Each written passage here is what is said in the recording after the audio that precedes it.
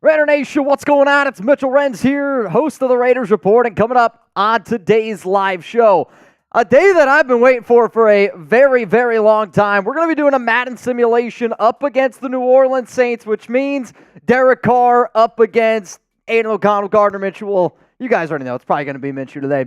We're also going to be breaking down some Raiders training camp news. I know that there's not a lot of information out there because of certain rules around the NFL. We'll kind of break all that down. But I had a few people ask me yesterday, Mitch, why do you honestly think, what are the biggest reasons why the Raiders are going to Costa Mesa this year? So I'm going to break that down a little bit on top of that because training camp is just now kind of getting going. The first day of padded practice when the veterans report on the 23rd. The following day is going to be the practice schedule. I've had a lot of people ask me, what's the practice schedule looking like? So I'm going to be breaking down all of that and all the NFL news that you personally need to know.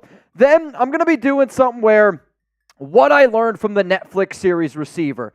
And if you haven't seen it yet, I really do encourage people to go out there and watch it. But what I'm going to be talking about implies for this season because when you go and you watch that show, you can learn so much from Davante Adams. You can learn so much from Antonio Pierce, Aiden O'Connell, the Raiders in general, and how it's going to apply to this upcoming season. That's what I'm going to be breaking down here. And then, Madden Sim versus the Saints. Though, I do have a special surprise for the Saints game, so stay tuned on that. Use hashtag Raiders for Super Chat to get those questions, comments on the show. Arlen, Glenn, Billy Davis, what up, Kenneth Phillips, Bobby Hernandez. You want a shout out here on the show? I want to know down below, how many receptions will Davante Adams have this upcoming season?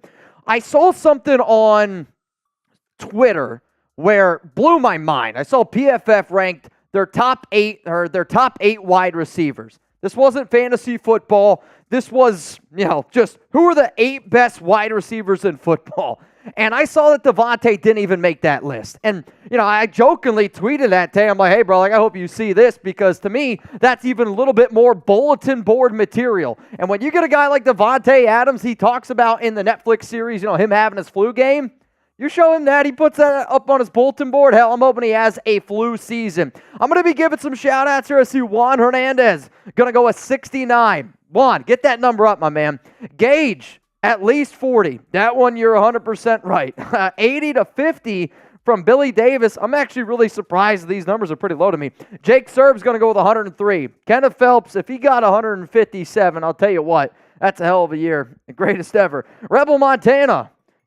John Williams, 126, 100 plus from Raider Prime. Norman Hernandez, 120. Nabman, what's up, my brother? 110, 120 from Jaime Alvarado. Robert Jansen is going to go with 81. Now, here's the one thing I would love to be able to do. Obviously, we do watch parties here, so I won't be able to do it. But if anybody out there from the nation wants to be able to go watch Davante Adams in person, I hear it's a pretty amazing thing. If you do, go to Gametime, use promo code ChatSports. You're going to be able to get $20 off. And we've talked about Gametime a lot, right, on this show. I think they do a great job. Obviously, terms apply. First purchase only for them. But you can download the Gametime app, create an account, use code ChatSports for $20 off your first purchase. If you don't know how to spell ChatSports, it's right down there below. Download Gametime today. Last minute tickets, lowest price guaranteed. Recently, we just went to the Home Run Derby, or I went to the Home Run Derby. I use the Gametime app. Also, I want to give another shout out to our other sponsor here, Rocket Money. And if there's anybody like me, I've been trying to save up for a wedding, trying to save up for a house. Heck, Chuck's pretty expensive, and so is Alex. And I think one of the ways that I've been really trying to do a better job staying on top of my finances is with Rocket Money. And optimize them. Make sure that you're not throwing money out the window. Go to rocketmoney.com/LV Raiders because, not afraid to admit it, this helps me out a lot. I use this app almost once a week to just check in on anything. If anybody out there has got a wife, a fiance, kids, and randomly you're like, where'd my money go? Rocket Money is for you. Again, all those links are going to be available to y'all down in the comments and in the description of today's show. Let's go to the first super chat rolling in here from Mo. What's up, Mo? Do you see a signing soon? I don't know. The Raiders have been pretty patient, right? I know some of the big NFL news, which we'll talk a little bit today. A guy like Emmanuel Ogbah, Yannick Ngakoue, they're going to be visiting the Miami Dolphins. And this is usually when teams start to bring in potentially some of those veterans. I have said this offseason that I expect the Raiders to make a move. Now, that was in early June. Then we got some more information where it was like that they're going to be a little bit more patient. I could see the Raiders being one of those teams where they're like, all right, let's do what we need to do with our young rookies. Let's go out there. Let's have a practice with all of our veterans. And when I break down the Raiders training camp schedule, you'll kind of see what I mean, because the first day of practice is on the 24th. Then their following off days is going to be on the 27th and the 28th. If I'm Antonio Pierce, Tom Telesco, and I want to be able to see what my team can do, I'm really going to analyze the team padded practice. I'm going to put them to the test, and I'm going to see what they do the 24th, 25th, 26th. And then if I'm looking at my coaching staff and I'm looking at everybody, and you got to have that honest conversation with yourself, you're like, is this the team that we want to be rolling out there for week one against our division rival, the Chargers? If there's like any kind of or can we get better, then I'm hoping then that's when you bring in a guy, maybe an Xavier Howard, maybe a Stephon Gilmore, maybe an Adoree Jackson, maybe between, Emmanuel Ogbah, Yannick Ngakoue, Carl Lawson, whoever it is, that edge could be somebody. But I really, really hope that the Raiders get a deal done. They could also try to prioritize some of their own guys, right? Like Malcolm Kuntz, Trevon Merrick, Nate Hobbs, Robert Spillane. There's a lot of players that I believe that we could give a contract extension to. And one of the things that Telesco wanted to do a better job of this offseason is prioritizing his own guys, because he's kind of had a bad rap with that with the Chargers, where he wouldn't do that. He would just bring in new people all the time and not really give a lot of contract extensions. So I think that he wants to show that he's going to do right by this team. And I think if the Raiders are smart, they'll kind of let them do what they need to do for a week. But again, if you say right now, hey, I can get a guy on your team that makes you better right now, I'm on board. You got the salary cap to do it. Let's make it happen. All right, this is a fun question. I put this one on Twitter. And if you haven't voted yet, make sure you vote at the live poll at the very, very top, because right now 40% of the votes are coming in for Aidan O'Connell. If you had to pick a quarterback for the next 3 years, would you go with Gardner Minshew, Aidan O'Connell, or Derek Carr? Now, the reason why I'm asking this question is solely, and I mean solely, because the Raiders and Saints in our Madden live season are going up against each other today. So, I'm going to do this the way I would a regular season game. If it's the Raiders up against Derek Carr, guess what? We're going to end up talking about it, just like I would for any other quarterback matchup. So I don't want to be hearing, oh, you're bringing up DC again. Though, Gerbo, I don't know if you're watching. I did find it pretty funny that you were the MVP on our show on Friday.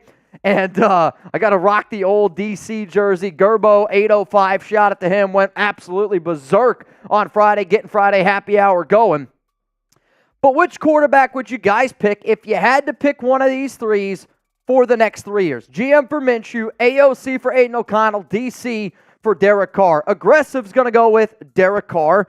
Somebody asked me, was like, does the team matter? You have this team, right? You have this Raiders defense, this Raiders offense. The only thing that you're switching is the quarterback position. Michael Clark, Joshua Wolf, K-Rock, all rolling with Derek Carr. Live Oak's going to go with Gardner Minshew. AOC from Billy Davis. Robert Jansen's going to go with Gardner Minshew. Electric Sports. Mitch, did Chugs lose a game against the fans? You can ask him. Jason Gutierrez is going to go with Aidan O'Connell. Ed Robbins is going to go with Aidan O'Connell. Anthony Aguirre is going to go with Aidan O'Connell. The reason why that this might surprise some of y'all out there, the only reason why I actually might lean on the whole Aidan O'Connell train is because, one, I said the next 3 years. So you got to look at what Derek Carr is going to be making the next 3 years. I do think you also have to look at what Aidan would make in the next 3 years. On top of that, I know what Derek Carr's ceiling is, right? Like, to me, I know what that is. Aidan, to me, there is still, he definitely has a floor. He definitely doesn't have that high of a ceiling, but there is still that a little bit of the unknown factor behind it, and the fact that, yeah, I'm sure Davante Adams would obviously love to play with DC again. He would obviously, from what it sounds like, wants to roll with Aidan O'Connell, but based off of the things that we've heard from Davante Adams, based on some of the reports that we've seen this offseason around Aidan, around Gardner, I might honestly lean towards Aidan O'Connell because of the contract and because you don't really know what he is yet. I know some Raider fans think that he's going to be the no-doubt franchise quarterback. I know that I've been somebody on this show that's like, I don't really know if that's somebody that I really want to roll with this season. But if you told me I got to sign up for something for the next 3 years, I go with the thing that I don't know. And to me, the only thing that I don't know is what Aidan's potential upside could be. Yeah. I don't know what it is. I'm hoping Aidan turns into a quarterback And, I was kind of talking about one of my buddies this weekend about this, where somebody asked me, and I've said it before, like, what's the best case scenario for Aiden O'Connell for the Raiders this upcoming season? And I said that the Detroit Lions would be an interesting thing, where nobody wanted Dan Campbell to go to Detroit or thought that was going to be a bad hire, proved to be a damn good hire. To me, Antonio Pierce kind of brings that exact same energy that Dan Campbell does. Jared Goff, the Rams didn't want him. Kind of goes to a new spot, and I know that Goff was the number 1 overall pick. I know that Goff has some pedigree, but everybody thought that he was washed, wasted, and he's not a very good mobile quarterback. To me, Aiden's kind of like in that exact same thing where he's got the tools to be a franchise guy between the ears here. But does he have the ability to actually do it? That still question remains to be seen.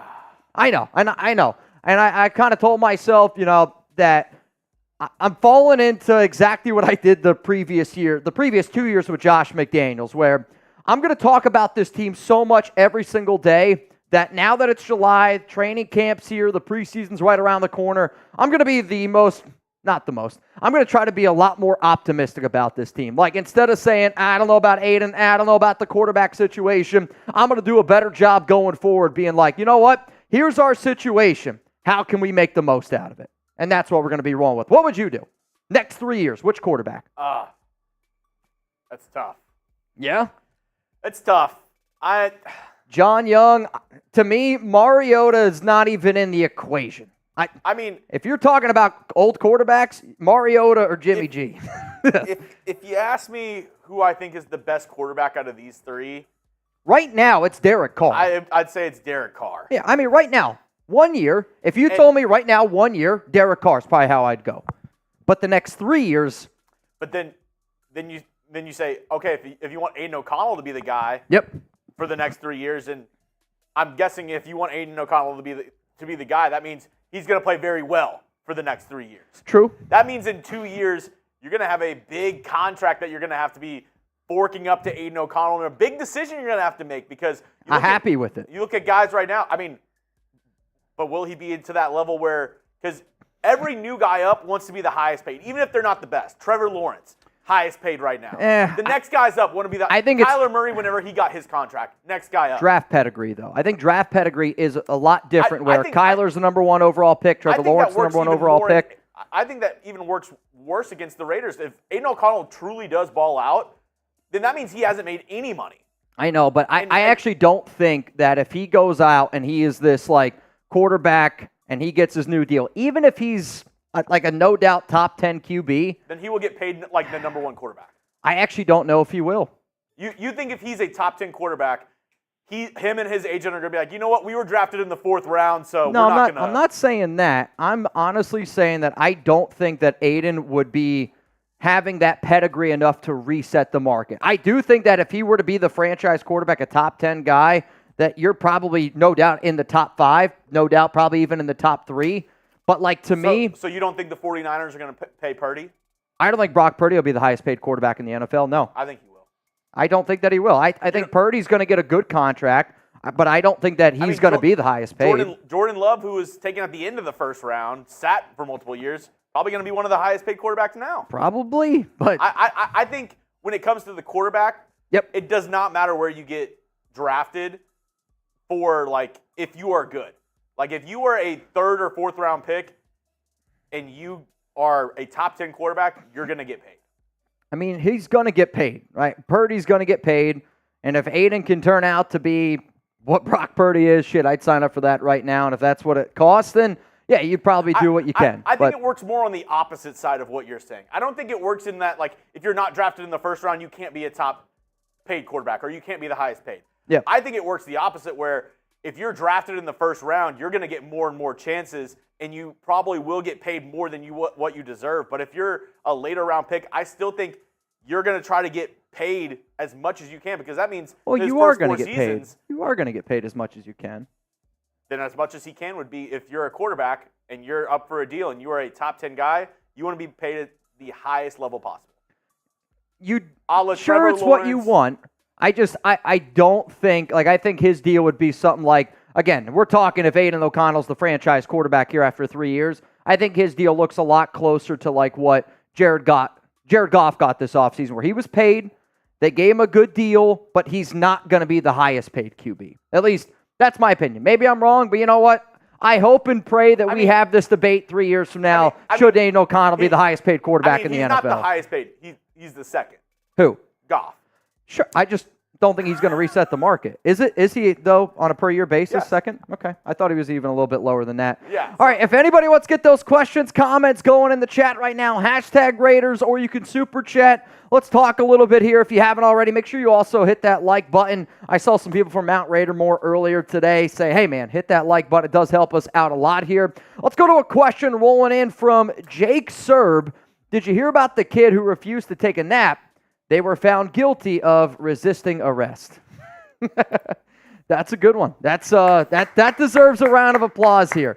That deserves a round of applause. Let's go to LCA, Mount Raidermore. I'm an Aiden believer if he could perform consistently this year.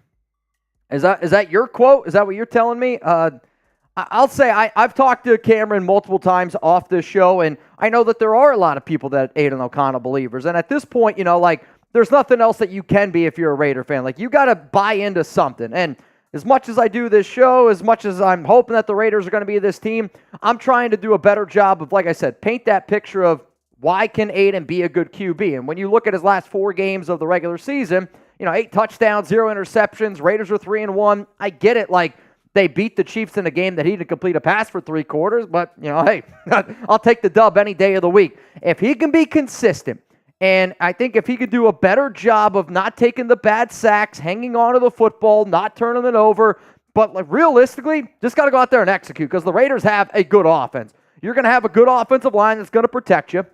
I have confidence in Zamir White. But then, you got Davante Adams, Jacoby Myers, Brock Bowers, Michael Mayer, Trey Tucker, Michael Gallup's even on this team still. You have the amount of weapons. All Aiden needs to do is go out there, execute, do his job, and the Raiders are going to be a successful team because this defense is also one of the best in the league. Let's go to Evil Mitch. What's up, man? Derek Carr or Trevor Lawrence on the Raiders right now? Carr, I don't know. Derek Carr. Derek Carr or Trevor Lawrence on the Raiders right now? I think the way that you have to phrase this question is if it's just talent and talent alone, I will take Trevor Lawrence over Derek Carr. But if it's the contract, if you got to pay out Trevor Lawrence's contract or you got to pay out Derek Carr's contract, I don't think Trevor Lawrence is, it's like $19, $20 million a year better than Derek Carr. I don't. If I got to take that contract, I would rather roll with DC's contract than Trevor Lawrence's. No? I knew you were a DC defender. Isn't that a soccer team? UFL. UFL? Yeah, see, it's basically the same thing. No, but I would take Trevor Lawrence if it's just talent versus talent. One game, I'll take Trevor Lawrence. If it's also on the contract based on the deals, I'd probably roll with Derek Carr, to be honest. Though the Jags were 8-3 last season before Lawrence got hurt. They do have some good talent around him, but Lawrence is not $20 million better than Derek Carr. Let's go to my man Noah Santana. Noah, I've been growing it out. How good is Jackson Powers Johnson, and what's his ceiling? What player would you compare his future career with? Rodney Hudson. No, not quite. I do think that Jackson Powers Johnson is a good football player. He absolutely loves the game. He's fired up about being a Raider, which I do think that helps out younger players, helps out players in general. Because he's like a young Richie Incognito. I swear to you, that's the name I was going to give. Where Richie, really? Yes, I was totally kidding. Richie Incognito, I think, is a good name to compare because he did have a good career. Now, don't get me wrong, Richie got into some not great extracurricular locker room things. We're not going to get into it. Yep. But also, Richie Incognito played until he was 38 years old. To me, Jackson Powers Johnson, because of how much he loves football, the injuries are going to be a concern, no doubt. But, I want somebody that goes out there and is ready to run through a wall, and I think that that's going to match really well with Antonio Pierce. And when you can find a player that literally matches what your head coach brings every single day, that, to me, even helps, the higher projection of him being a solid player. But, I could see JPJ being a reliable offensive guard in the NFL for 10, 11, 12 years. Hot take, JPJ is the first, if not one of the first, I would say one of the first 5 players to wear the skull cap during games in the NFL.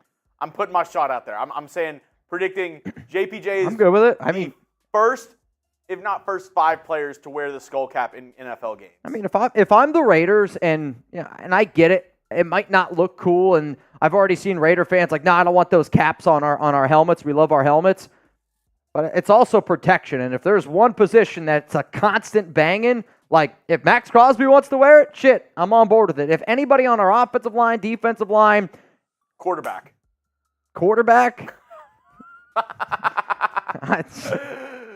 I mean, if I could see Gardner Minshew wearing it just to like F with people. You know what I mean? Like he's like, I'm just going to do it. Zamir White, if he wanted to do it, shit. Like, again, I don't personally care. Let's go to Eric M. AOC peak is Kirk Cousins. And maybe that's the truth. Like, maybe the best that Aiden's going to be is a Kirk Cousins. Maybe it's somebody that ends up looking like, I don't know, like a Rich Gannon, right? Like, I mean, that's the comparison I think a lot of Raider fans are hoping, that AOC turns into a Rich Gannon. Maybe it's somebody like a Jared Goff. I mean, to me, Aiden's going to have to be able to execute at a high level. And I don't want to throw out this name because I know Raider fans don't like the name Tom Brady, and he's not ever going to be Brady. But what you are hoping for is like the style of quarterback Brady is kind of the style you're hoping that Aiden could be, where he's just going to go out there, he's going to execute. He needs that better pocket awareness, so I hope he does watch a little bit of Brady, a little bit of Peyton Manning film. What? What are you giggling about? I don't know why I found this funny. Mario just said JPJ has a chain wallet. I mean, you all know one of those people that's got a chain wallet. I don't know if he's the guy. That's just so funny. A chain wallet. I mean, if you're rocking a chain wallet, there's no doubt you're wearing jorts, like jean shorts. Oh, yeah. Can you even wear a chain wallet unless your shorts are made of jeans? Chain wallet, jorts, and your phone's not in your pocket. You have one of those like phone holders that clip onto your belt that you just like put it on. See, if you walked into Disney, they'd tell you to leave. I'm just saying, they would tell you to leave immediately. What up, Jersey boy? I feel like it's either Shador or Dak next year. Sorry, but I'm not a big believer in Aiden O'Connell or Gardner Minshew. And, I don't really want Raider fans to say sorry for not being a believer in AOC or Minshew. That's totally okay. Like, it's your take, right? Like, Aiden has not given you a reason to be like, I am very confident that he's our franchise quarterback. Just like Gardner Minshew hasn't given you enough to say, like, you know what? Very confident he could be a franchise quarterback. I'll say this, though. Like, do you really want Shador, a quarterback that was, and I get it, quarterbacks can't just judge everything, but 4-8 last season. Sure, he had 27 touchdowns, 3 interceptions. But Shador's been a big me guy recently, and that does scare me with a head coach like Antonio Pierce, with a locker room as close as what the Raiders currently are right now. Shador scares me as being a player that could come in and break up that team chemistry.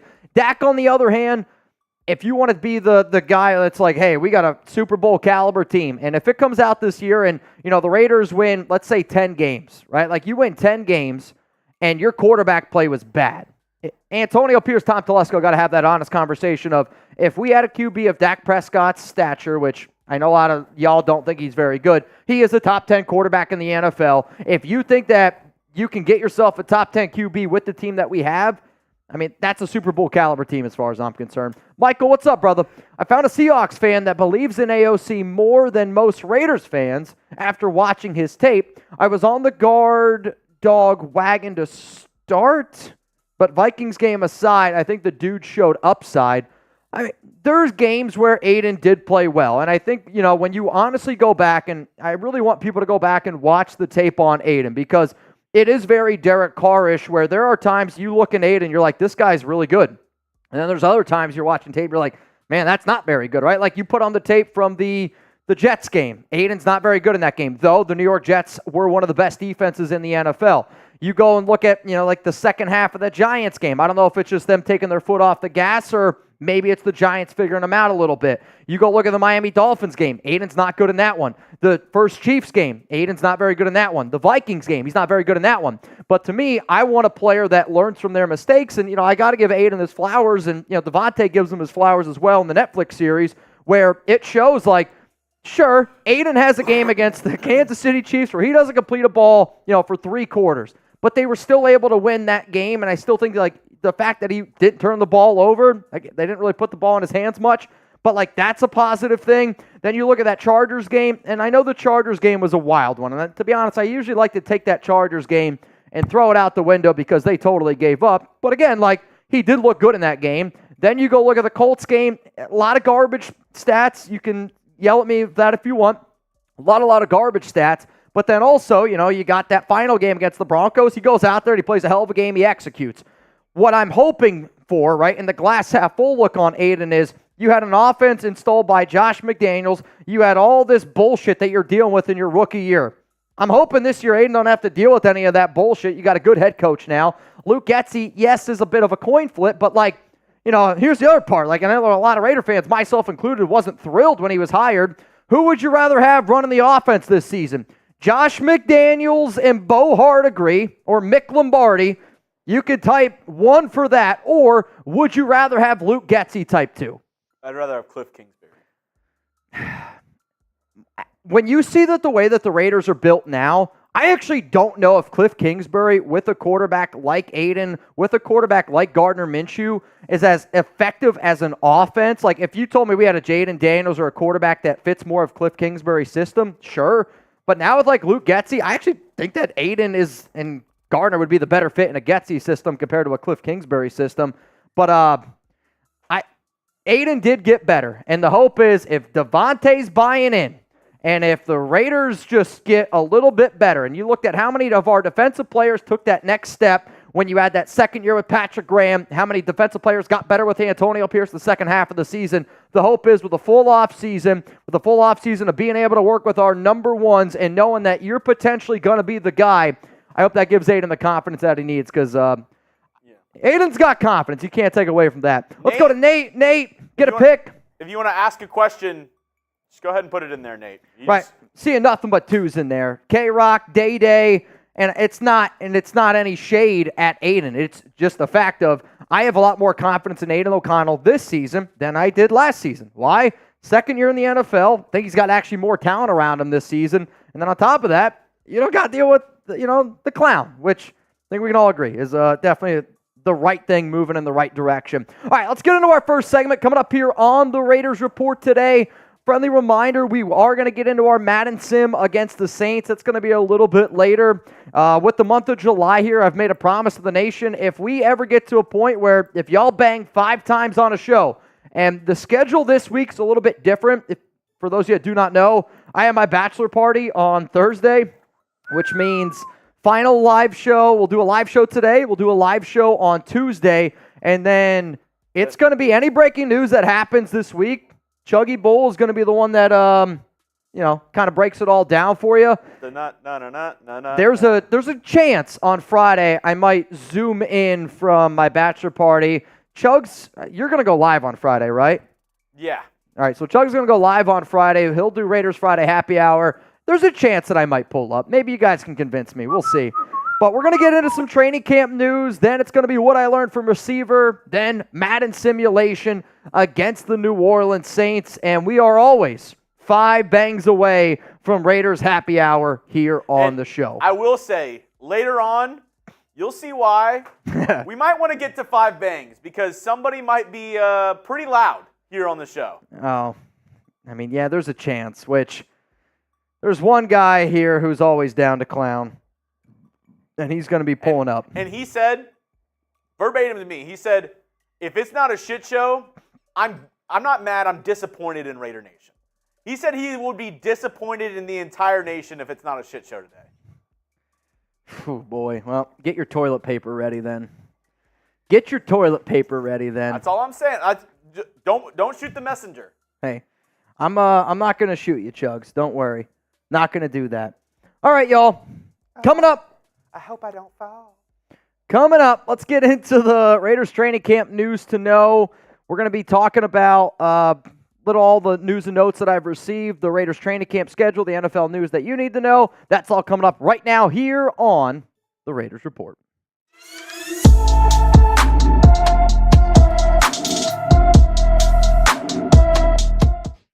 Coming up today here on the Raiders Report, we're going to be going through the full training camp schedule. I'm going to tell you when the Raiders are practicing, when are their off days, and you'll also know when AP, Patrick Graham, Luke Getsy, all those guys are going to be talking to the media. Why are the Raiders in Costa Mesa? I've been asked multiple times. To me, there's three very clear reasons why the Raiders are practicing in California.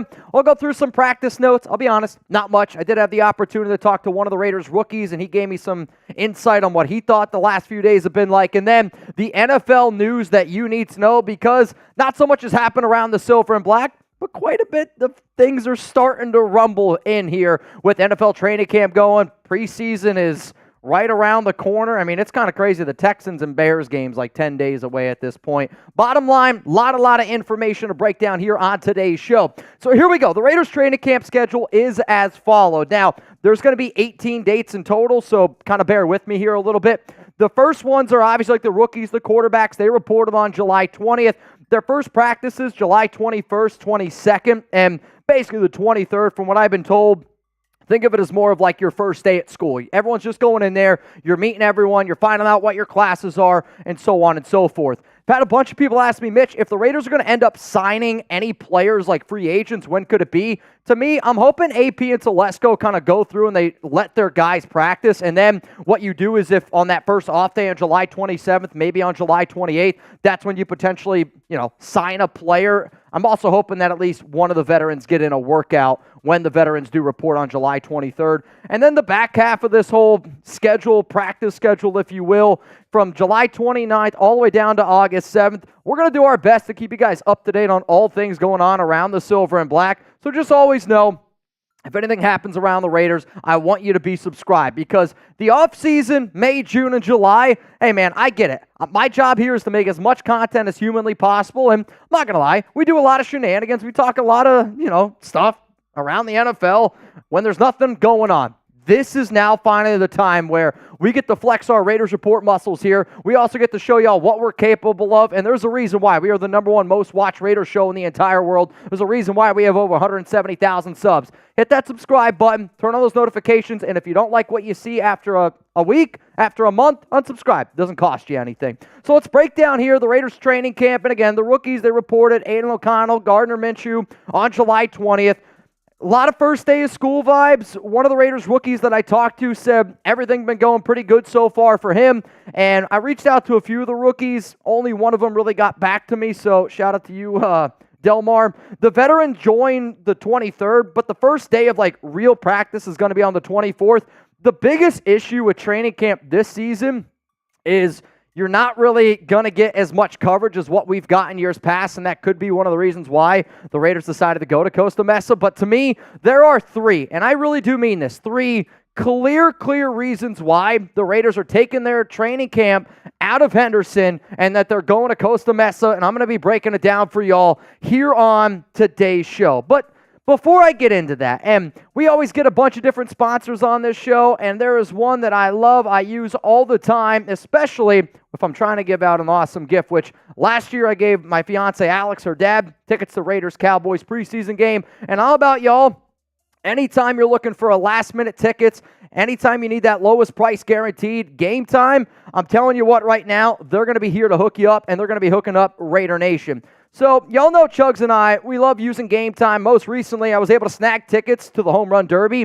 Gametime is an authorized ticket marketplace of Major League Baseball, which makes getting tickets faster and easier. Prices on the Gametime app actually go down the closer it gets to first pitch. With killer last-minute deals, all-in prices, views from your seat, and their lowest price guaranteed, Gametime takes the guesswork out of buying MLB tickets. So, I want you guys to take the guesswork out as well. Download the Gametime app, create an account, use code CHATSPORTS for $20 off your first purchase. Terms apply. Again, create an account, redeem code CHATSPORTS for $20 off. Download the Gametime today. Last minute tickets, lowest price guaranteed. Also, with the Raiders preseason and regular season right around the corner, Gametime is the perfect app for Raider Nation. I love their last minute deals, which you can save up to 60% off buying last minutes for sports, concerts, comedy, theater, and a whole lot more. They're all in pricing, which I do personally love. That way, when you get to the checkout line, you're not hit with all these just random fees.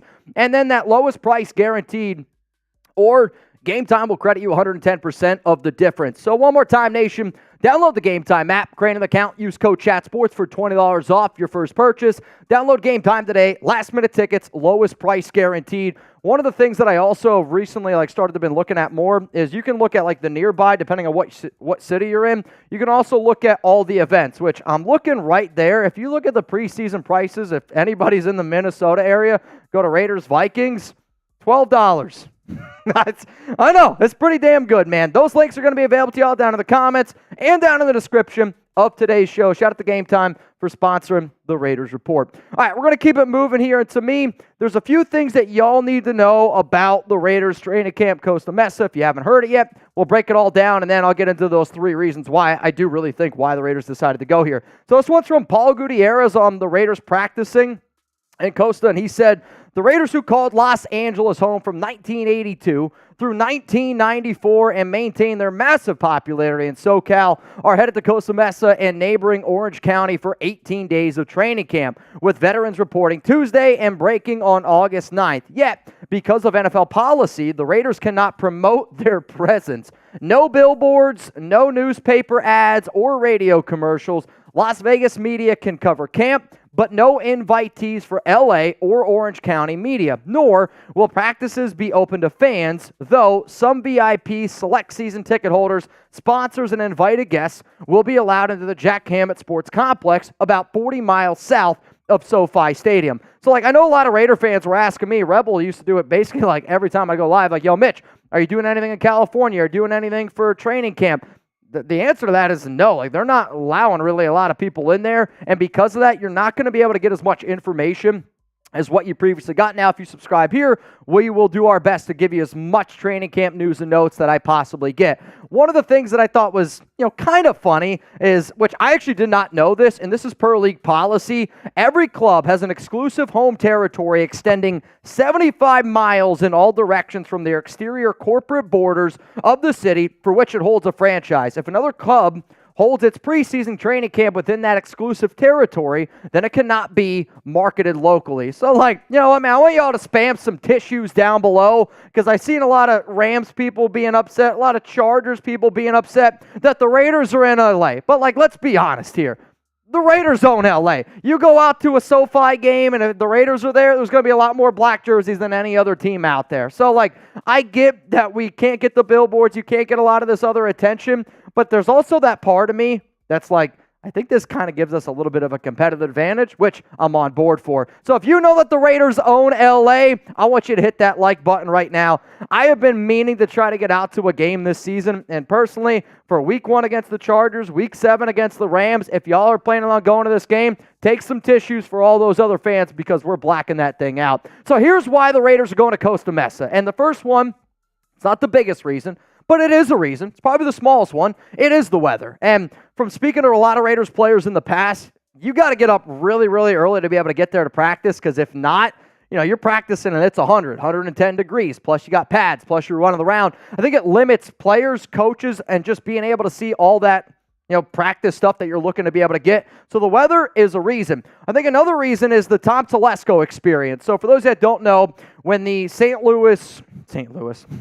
when the San Diego Chargers ended up moving to Los Angeles, Tom Telesco actually took the Chargers to this exact same sports complex and have his team do his thing. So I think from a head coaching, general manager standpoint, there is a little bit of familiarity there. Yeah, Mark Davis is paying a little bit more money to have those players go out there and do that. But you know what? If it worked before, and if Telesco likes it, because he also knows that media coverage might be a little bit more limited, could be a good thing. But to me, and it's the biggest reason why I actually like the Raiders going out there, AP wants to build chemistry. And it kind of gives me a little bit of remember the Titans vibes, I'm not going to lie, where, you send your team and you're going to have them together and they're going to be together and, you're going to build that bond. You're going to build that chemistry. There's a reason why a lot of my best friends, a lot of my groomsmen are my guys that I played college baseball with. Why? You're just around them all the flipping time and you just build that awesome chemistry. That's what this Raiders team's trying to do. That's what AP's trying to do. And he said this on Sunday, July 21st.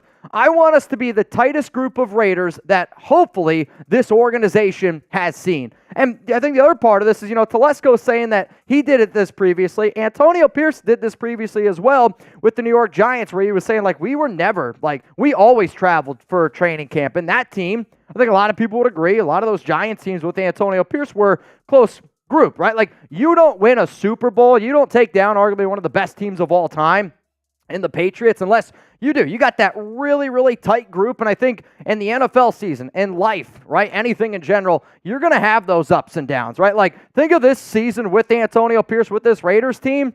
It's like a marriage, and if you can't deal with the ups and downs, the roller coaster rides that are going to be bringing you, you're not going to have a lot of success. So I think for what the Raiders, what Antonio Pierce is doing, he saw what happened last season with Josh McDaniels. He saw this team kind of get divided with McDaniels and with everything. Now they're going to be a really, really tight group. They're going to go out there. They're going to play for each other. They're going to put everything on the line. To me, that's why they ended up going to Costa Mesa. Coming up next here, the NFL news from today that, quite frankly, you can't miss.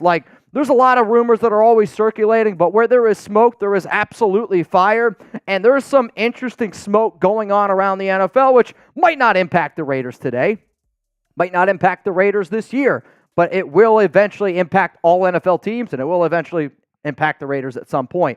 So before I get into that, if y'all don't know, Chugs and I, we're going to be doing a Raiders meetup on August 14th.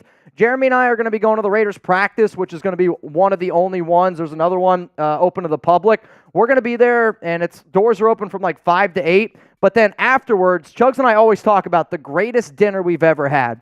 If you want to have the greatest dinner you've ever had, go to Joel's Chop House. It's going to be inside Ahern Hotel in Las Vegas. I want you to make a reservation, though. You can make a reservation on Open Table and put that in the notes tab that the Raiders Report sent you. We do have that link available if you could put that in the live chat. It's also going to be available to y'all down in the comments. It is limited space. It's a steakhouse. It's not the biggest one. I would say the first 30 people, if you make your spot now reservation, it's free to make a reservation on Open Table, put Raiders Report in there, and you're going to get a discount. The address is down below. Usually, and I was talking to Joel, and, Joel's like, hey, man, usually we close up the doors around 9 o'clock on a Wednesday. I want to pack this thing. I want Joel, who's one of the best chefs in Las Vegas. I want y'all to be able to try it. It's an unbelievable experience. It'd be really, really cool to have a family atmosphere. What do you say?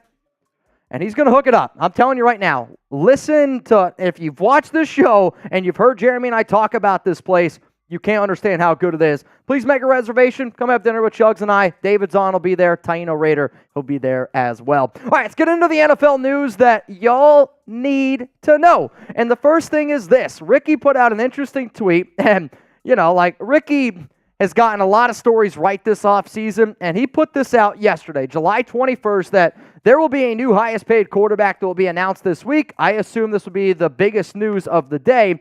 And, where there's smoke, there's fire. So Ricky puts this out on July 21st. I remember looking at it and being like, I wonder who this is potentially going to be, because when you look at the highest-paid quarterbacks on a per-year basis, these are the top 10 guys, right? You got Joe Burrow, Trevor Lawrence, they're up there at 55. Jared Goff's right up there, Justin Herbert, Lamar Jackson, a lot of big names. The Patrick Mahomes deal is still probably one of the best deals, if not the best deal in all of sports when you look at the numbers on a per-year basis. So then I was sitting there wondering last night, I'm like, is it going to be, Tua? Is it going to be Dak? And then I'm like, well, there's also that Jordan Love guy. And Ian Rappaport today said, speaking of reporters today, say that he's optimistic about a deal getting done for quarterback Jordan Love, and that one could get done in the next couple of days. Until it does, Love won't practice, as his agent told Gunikis, which I'm glad that I don't got that name, because that's a name that you get a few beers in me, and I'm going to really struggle with that one. But, my point of this is I do anticipate that Jordan Love is going to get this contract. And Chugs and I, when we were live, we're kind of debating, how much Jordan Love could potentially get. The only other quarterbacks that I think you could even, potentially think that it could be is maybe it's a Tua Tagovailoa trying to get a deal. But to me, I'd rather have Jordan Love than Tua. We'll see what the Miami Dolphins end up doing. And then, you got Dak Prescott. As I said, this might not impact us now, but at the end of the day, the Raider fans are hoping we can find a franchise quarterback. Yeah, we want to win a Super Bowl, right? No doubt about it. We want to get a Super Bowl. You want Antonio Pierce to be great. We're also hoping that Aiden O'Connell, Gardner Minshew can end up being a franchise quarterback, right? And that hopefully someday, I hope that there's someday that we pay a QB $60 million a year, and I hope that he's the right guy. My question to you is, though, I want your best guess. Who's going to be the first quarterback to hit $60 million a year? Is it going to be Jordan Love? Is it going to be Dak Prescott? Is it going to be Tua? Is it going to be a quarterback that's already got a contract and they're just going to give him a brand new extension? I don't know what the answer is. Let me know down below your thoughts. For me personally, just because of the whole smoke thing from Pretty Ricky, from everything that happened today around Schefter and Rappaport. Heck, Schefter even in a recent report on ESPN used the exact same words that Ricky did in a tweet. So to me, I do think it's going to end up being Jordan Love. I don't know if Jordan Love's going to get 60, but man, oh man, if he does, that's something, because I can remember a show, I said the Raiders should trade Jordan Love for a 4th-round pick, and a lot of y'all called me crazy. Let's keep on breaking it down because, once a Raider, always a Raider. Greg Van Roten, he's going to be visiting with the New York Giants, and to me, this move just seems like it makes too much sense, right? Greg, 7th best offensive lineman according to PFF best guard, 7th out of 75 guards last year with Carmen Brasillo. Carmen Brasillo now is the offensive line coach with the New York Giants. The other interesting part of that is, Jermaine Illuminor, right tackle who played right next to Greg Van Roten. He also signed his deal with the New York Giants this offseason, 2 years, $14 million. So, I could see the reason why the Giants would bring in Greg Van Roten, and quite frankly, I think it'd be a pretty good move for him. Also, Van Roten, him and his family, they're from that area. Other news, which this one to me is around a sore subject, but can we give the Minnesota Vikings a round of applause here? Because not all organizations do this, and honestly, it kind of reminded me of Mark Davis showing up to Tina Tinter's funeral and paying a lot of those funeral expenses as well. But the fact that the Vikings are going to pay a significant portion of the funeral expenses for Kyrie Jackson, I think when you see NFL teams doing good things, and one of the things that I've been trying to do a better job of in the past few weeks, my fiance Alex is hey, let's go to church more, let's pray a little bit more, and when we pray, actually pray for something instead of just sitting down at dinner and going, bless us, oh Lord, for these gifts. Actually pray for something in the existence. And recently, I've just been praying for my family, obviously, pray for your loved ones, but then also just got to pray with all the craziness that's going on in the world right now. And I don't want to get into politics or anything around that, but with all the craziness going on in the world, you see something like this, and it just makes me really, really happy, man. So, to the Minnesota Vikings, shout out to you for doing the right thing. Let's now finish this show off with the Raiders Report schedule for the year.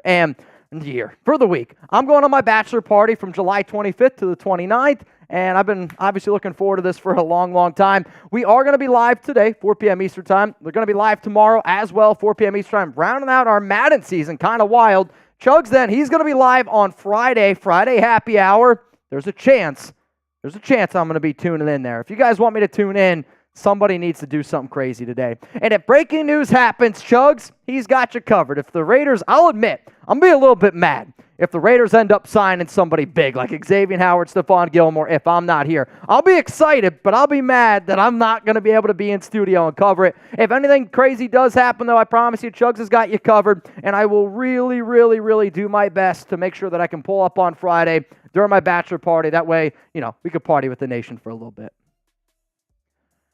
Oh, boy. Done with receiver. What Netflix show should we watch next? It's a good question. It's a really, really good question. You're going to hate me, but I got to take a massive leap. Go ahead. Got to take a massive leap. All good. Obviously, we're about to cover the end of receiver. We're done. Oh, wow. Yeah, you might want to look at your phone, mister. And Zahn, I'm not saying this to, poke the bear or anything, but somebody who's going to be on the show later on was talking some shit about you, Zahn. I'm just saying that. He was talking shit about you, talking shit about the nation, so I'm just putting that out there. He really kind of is testing the waters with what he's going to do today. So you'll see who's going to be coming up. The real ones know who's going to be coming later on today's show. Pause, giggity, no diddy. But, yeah. The other guy who's going to come on the show later, you'll kind of see what I'm talking about. But for right now,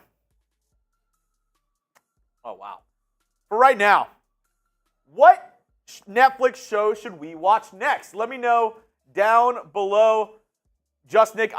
Me and my wife, we watched Cobra Kai. We just started the last season. I can't lie, first episode of the last season, I was a little upset. I was like, oh, is this show going to suck? The first episode was not good. Second one reeled me back in a little bit. It reeled me back in just a little bit. I want to watch some of the Olympic stuff before the Olympics start. I want to watch the Simone Biles doc, and I want to watch the sprinting doc. Are two other shows that I want to kind of get going on. Let me know, what other shows on Netflix should I watch?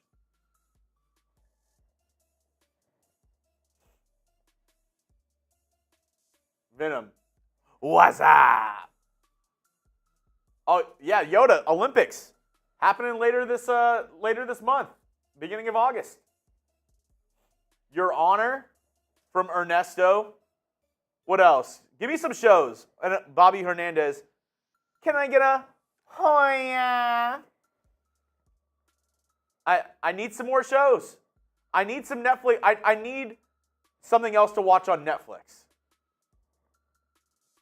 Watch the Raiders Report by this guy named Mitch. I mean, I watch it way too much already, Joshua. Way too much. Scott says The Weed Show. Alan says Exploding Kittens. Umbrella Academy from Tough Bandit. Suits. I've never seen Suits. A lot. I feel like Suits is getting a renaissance. A lot of people are talking about Suits. Vikings. Manifest. The Last Kingdom. Patrick B says The Texans Report by Jeremy Chuggs. Great show. I did hear about that. Manifest. What is Manifest? Oh, Joshua, you already know I'm watching The Boys. Not on Netflix, though. That's on Amazon Prime. But still a great show nonetheless. Peaky Blinders. I've never seen Peaky Blinders.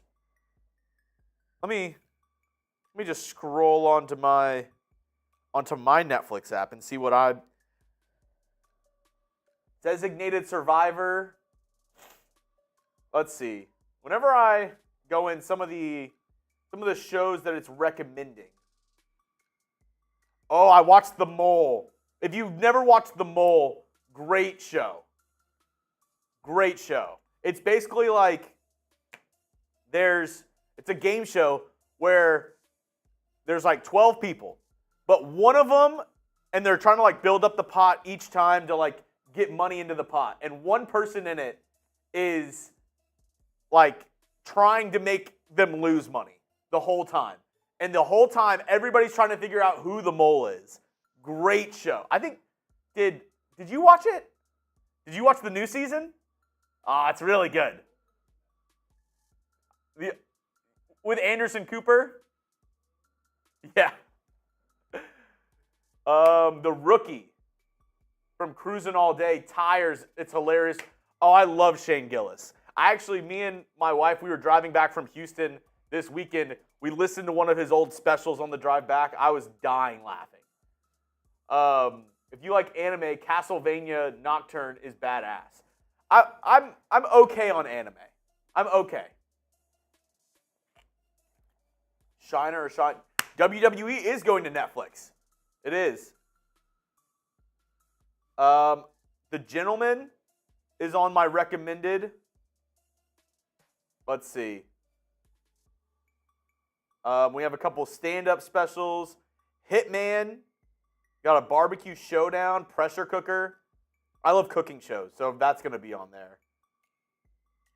Oh, okay. Has anybody seen the new Beverly Hills Cop? Is that good? I wanted to watch that new Beverly Hills Cop movie, but I have not seen it yet. Old Dads, Edge Runners, Black Sails, Vikings and Last Kingdom. It's very good. Okay. I'm wanting to watch it. I have not yet, but the new Beverly Hills Cop is on Netflix. Let's see. What? Surviving Paradise. What is that? The Umbrella Academy. Stranger Things. I'm waiting on the new season of Stranger Things. Tires was funny. Honestly, I might get roasted for this take, especially with people in the office. I thought Tires was funny, but I wasn't like, this show's one of the best shows I've ever seen. I was like, it's okay. It's like you're with the boys, you're a little drunk, and you're just like, let's throw something on to like get a couple laughs. I wouldn't be like, I want to binge something. Let me watch Tires. No, I'm kind of with you. I think like for me, like Alex is always like, Mitch, what do you want to watch? Also, somebody asked, $20 Venmo, you can get in for our duck race. We'll do that at the end of today's show.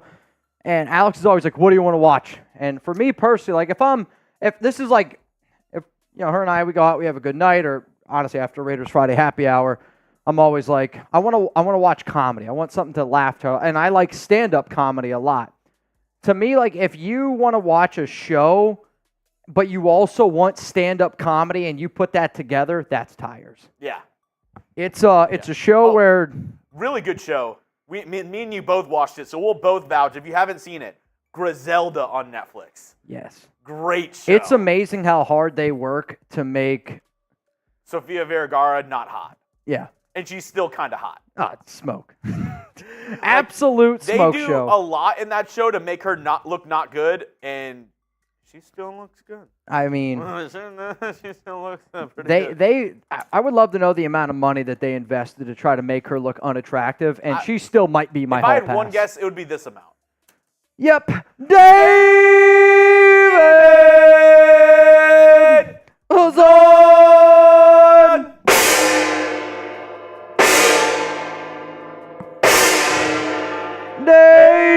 David Zon! Let's go! David Zon wants a shit show, and he's going to get a shit show here on the Raiders Report. If you guys want a shout out, I want y'all to spam Zon down below. Zon. There's a reason why there's Mount Raider more, and David Zon is one of the biggest reasons behind that. Also, Zon, third place for our July bank competition. How nervous are you to party with Zon in August? For those of you that don't know, Zon, we're going to bring him to Las Vegas with Skip A. We're going to bring him to Vegas. I want to see how many... He's going to come to practice with us. I want to see how many smoked old fashions Zon can have at I don't... Like, here's the thing, where, like, old fashions, I feel like I can hang.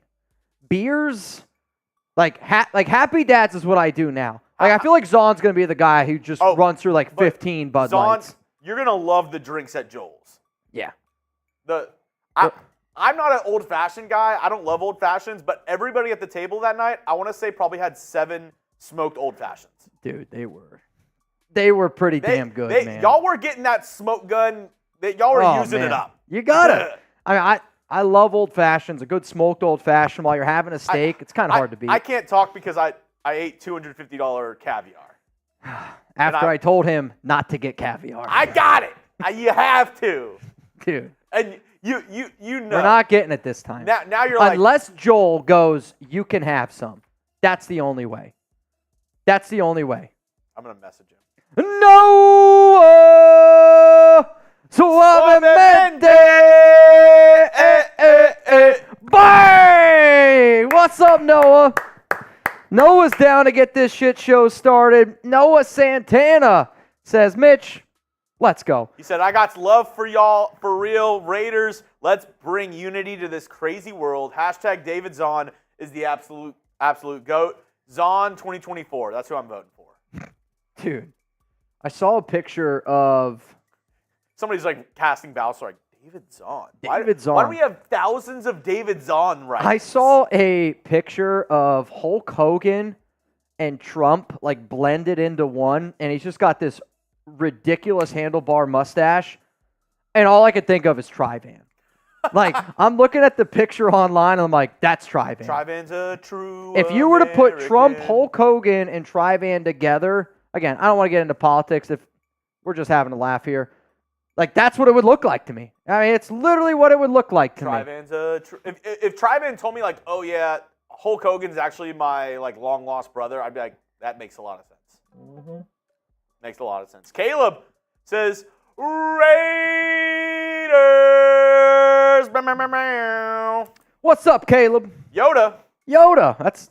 I don't know how you did that, to be honest.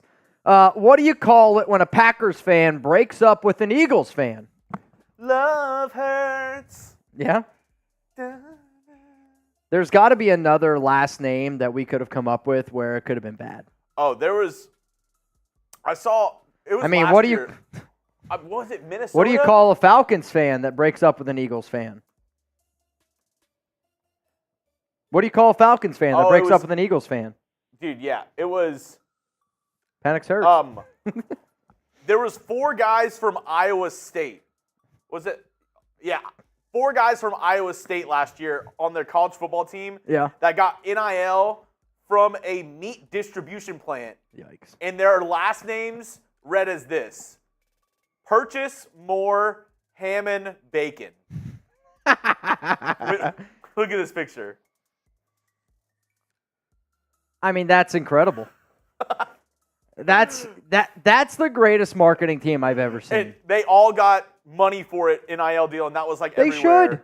Purchase more ham and bacon. They absolutely should. They got it from the Iowa Pork Producers Association. The who?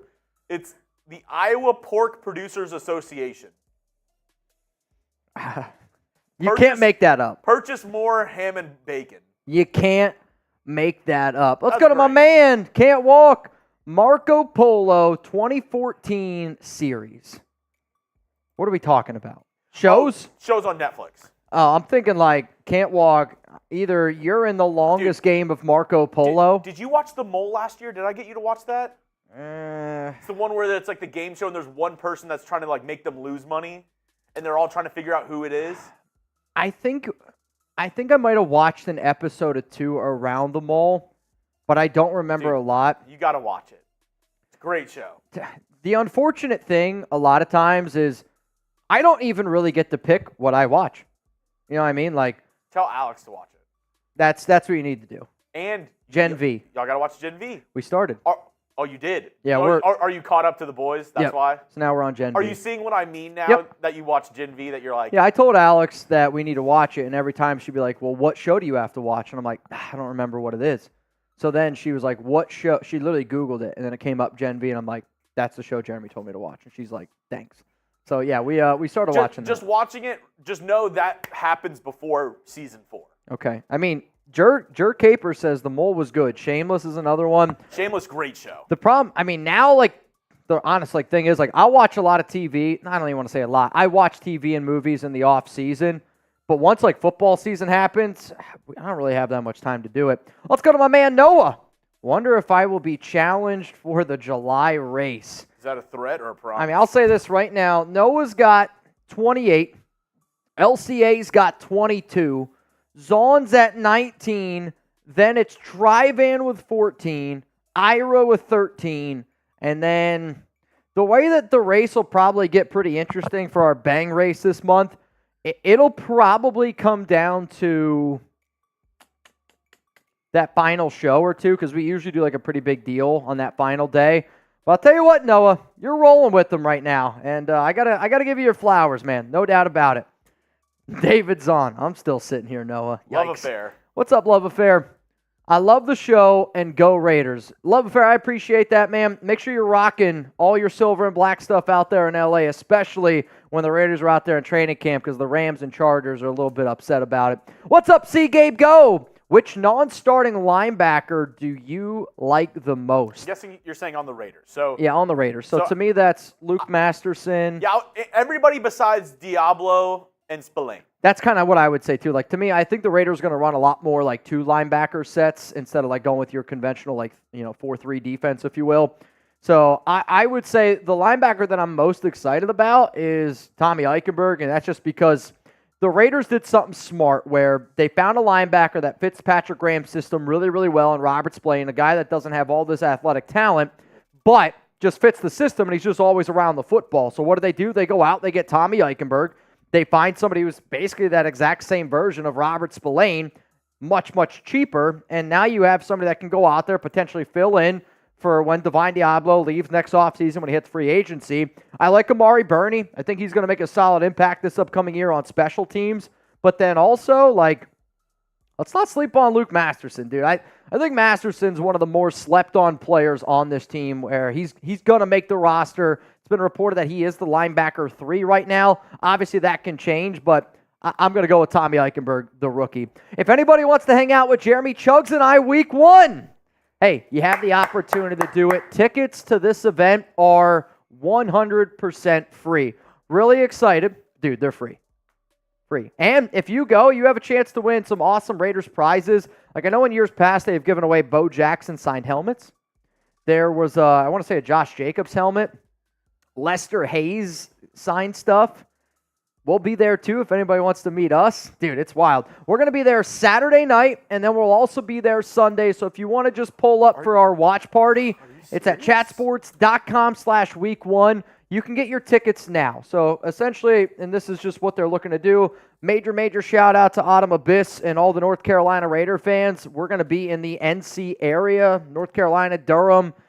So if you're on the East Coast, any of the East Coast guys. Where are my East Coast Raiders at? Where are the East Coast Raiders at? I'm from the East Coast. We get a lot of love for the West Coast, as we should. As you should. Raiders incepted on the West Coast, but I know we got some East Coast Raiders. If anybody wants to pull up for a Raiders Report watch party, and we've done some pretty awesome Week 1 watch parties in years past. This one, to me, I think might be the biggest, the best one that we've ever done. Again, a lot of prizes. You're going to be able to hang out with a bunch of Raiders fans. Chugs and I will be there essentially all day. Rustin said he's living in North Carolina right now. Rustin, I hope to see you there, man. David Zahn sounds like Zahn's going to be there. My dad's going to be there. I think my mom's going to be there. Sucker Free said Midwest. Close enough.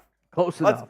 Let's make a road trip out of it. I know that there's going to be a lot of Raider fans there already from the North Carolina branch, but again, this is the closest we'll be to Martin too. Martin, if you want to fly out, yeah, just saying, Martin. That would be iconic for Martin. I know a bunch of people, Mount Raidermore. There's a bunch of guys that live on the East Coast, so you might get to run into some of them. Raider Chris says he lives in Jacksonville. Just keep on driving north. Hey man, just pop on in. North. It's free to come to, and if you like what Jeremy and I do, because usually when we're doing a watch party on a game day, I mean, there's anywhere from we usually get a little over 100,000 people tune in. We will bring people up on the stream as well, and you'll be able to interact with us. Mitch has said this before. We want to be able to one day, do a road trip across America and I want to go to all the different Raiders events and all the different Raiders, because there's, Raiders North Carolina, there's Raiders East Coast, there's Raiders in Florida, there's Raiders in Texas, there's Raider fans everywhere. And we want to go hit all the hot spots, not just Vegas, not just LA, and the West Coast, which that's probably one that I'm really excited for. Can you imagine getting like a bus like Madden used to have? And I just go, Jeremy, for the next 4 months, you and me, we're road tripping around the U.S. to all the Raiders events.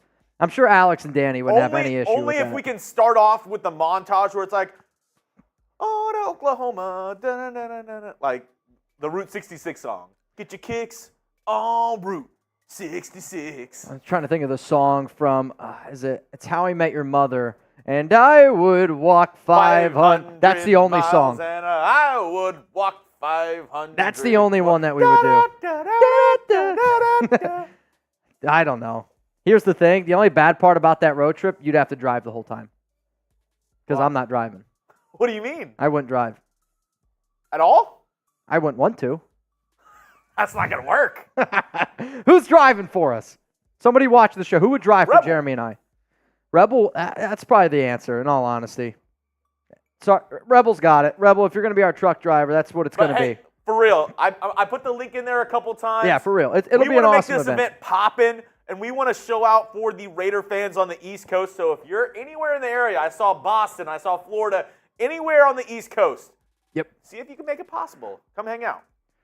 I would appreciate it. Norman Hernandez, you, sir, are in for the duck race, as is David Zahn. Charles G. Reminder, $20 Venmo to win some money today here on the Raiders Report. And if y'all don't know, now you know. It's a shit show. So David Zahn, he hit 5 bangs today. And if you don't know, now you know. Which means every hundo from here on out is a beer bong and a bang. It's July. I got my bachelor party this weekend. I'm excited to get this party started.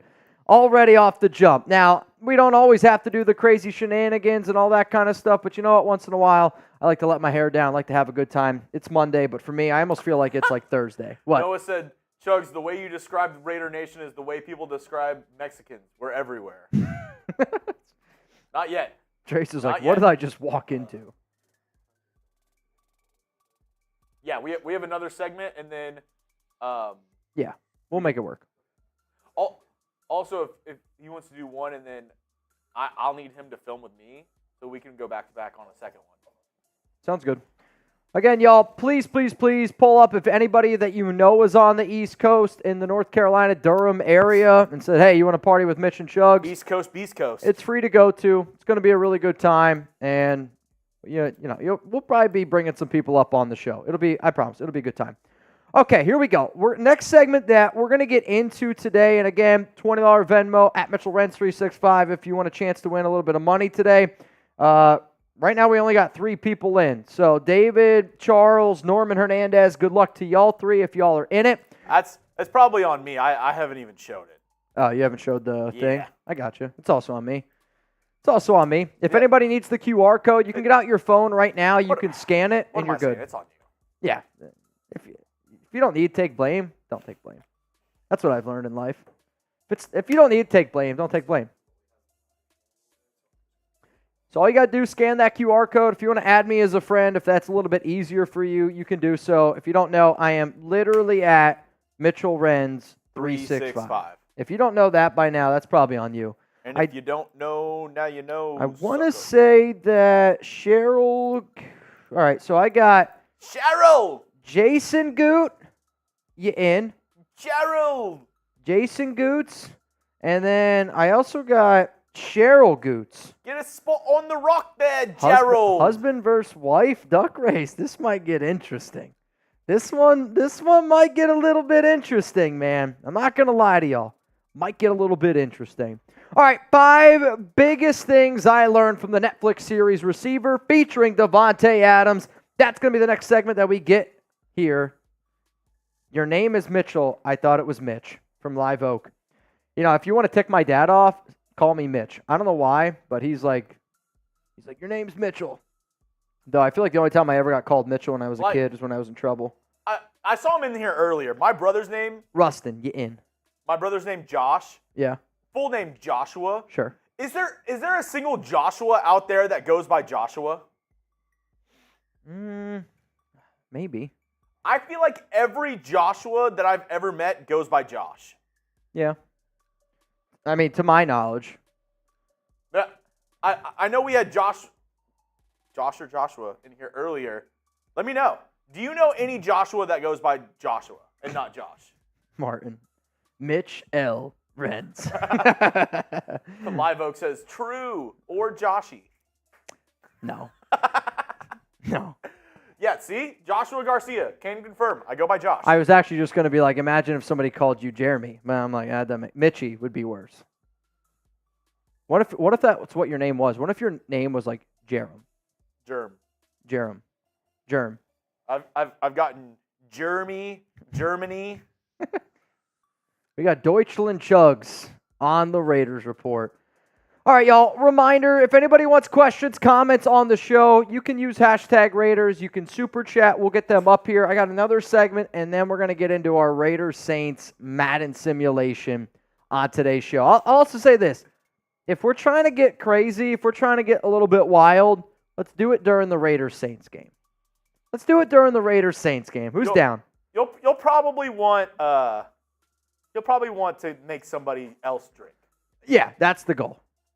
That's the goal. I'm going to take down Trizzy. We're going to take down Trizzy. All right, brother. You ready to get this thing going? Let's get it popping. Let me get to the spot in my dock, and we should be good. I do have actually a few more people getting in this duck race. Before I forget, we got, it looks like my dad. So if anybody wants to take down my dad, good luck to you. Oh, Mitch. LCA, you in? And then Gabriel. Actually, now that I'm thinking back, every interaction I've ever had with your dad, Gabriel. He always calls you Mitchell. Yeah. He's like serious about it. Like, I didn't realize it, but now that I'm looking back, I don't think I've ever heard him call you Mitch. It's always Mitchell. I don't think I've ever heard him call me Mitch. It's only Mitchell. Like, I'm going back in my head every single interaction I've had with your dad. Like, I can remember when I was in college and on my baseball glove, which I left it out there, or I took it home, but it has Mitch Renz on it. Jack, I get that. That's probably the number one. He was pissed when I got Mitch. I get Jer. Jer? I guess. I don't know. But it's like affection, like Jer. Jer. You made Jer Bear. Jer Bear. Well, at least we know what what Danny calls you now. Or Sadie, either one. Okay, here we go. You ready? She calls me Papi Muñeño. Papi Chulo. Coming up, let's talk about Davante Adams and everything that I learned from the Netflix series show Receiver. Raider Nation, what's going on? It's Mitchell Renz here, host of the Raiders Report, and coming up on today's show, I am here to tell y'all that I've watched every single episode of the Netflix series Receiver featuring Davante Adams, and I got my 5 biggest things that I learned from the show, and even if you didn't watch the show, you absolutely should. But here's the thing, the 5 things that I learned are absolutely going to impact this upcoming season for the Silver and Black. I know that Netflix isn't free. Guess what? The Raiders Report is. So hit that subscribe button. We're going to get you videos every single day, preseason, regular season. It's so close, I can almost taste it. And here's the cool part. If you do subscribe and if you don't like the content that we provide, you can hit that unsubscribe button. It doesn't cost you anything, though. I would love to be able to show the nation and all of our new subscribers why we are the #1 most watched Raiders show, because really, what we do when we're good, and I mean this, it's during the regular season, it's during our watch parties, and that's what we're right about to get into. All right, so to me, I've done a video around about every single episode here for Netflix, and Davante really wasn't even featured in episode 7 or 8, so I just decided to do this show where I'm like, all right, let me take all the most important things that I learned from this series, ball them up into my top 5 things. Which, Receiver in episode 7, it moves to the playoffs. Spoiler alert, the Raiders didn't make the playoffs last season. So, Davante's not really featured as much. And Tay, he just wants to make the Raiders a championship team, which is one of the things that I'm going to be talking about here on today's show. He says that, my hope this offseason is to make it work and make the Raiders a championship team.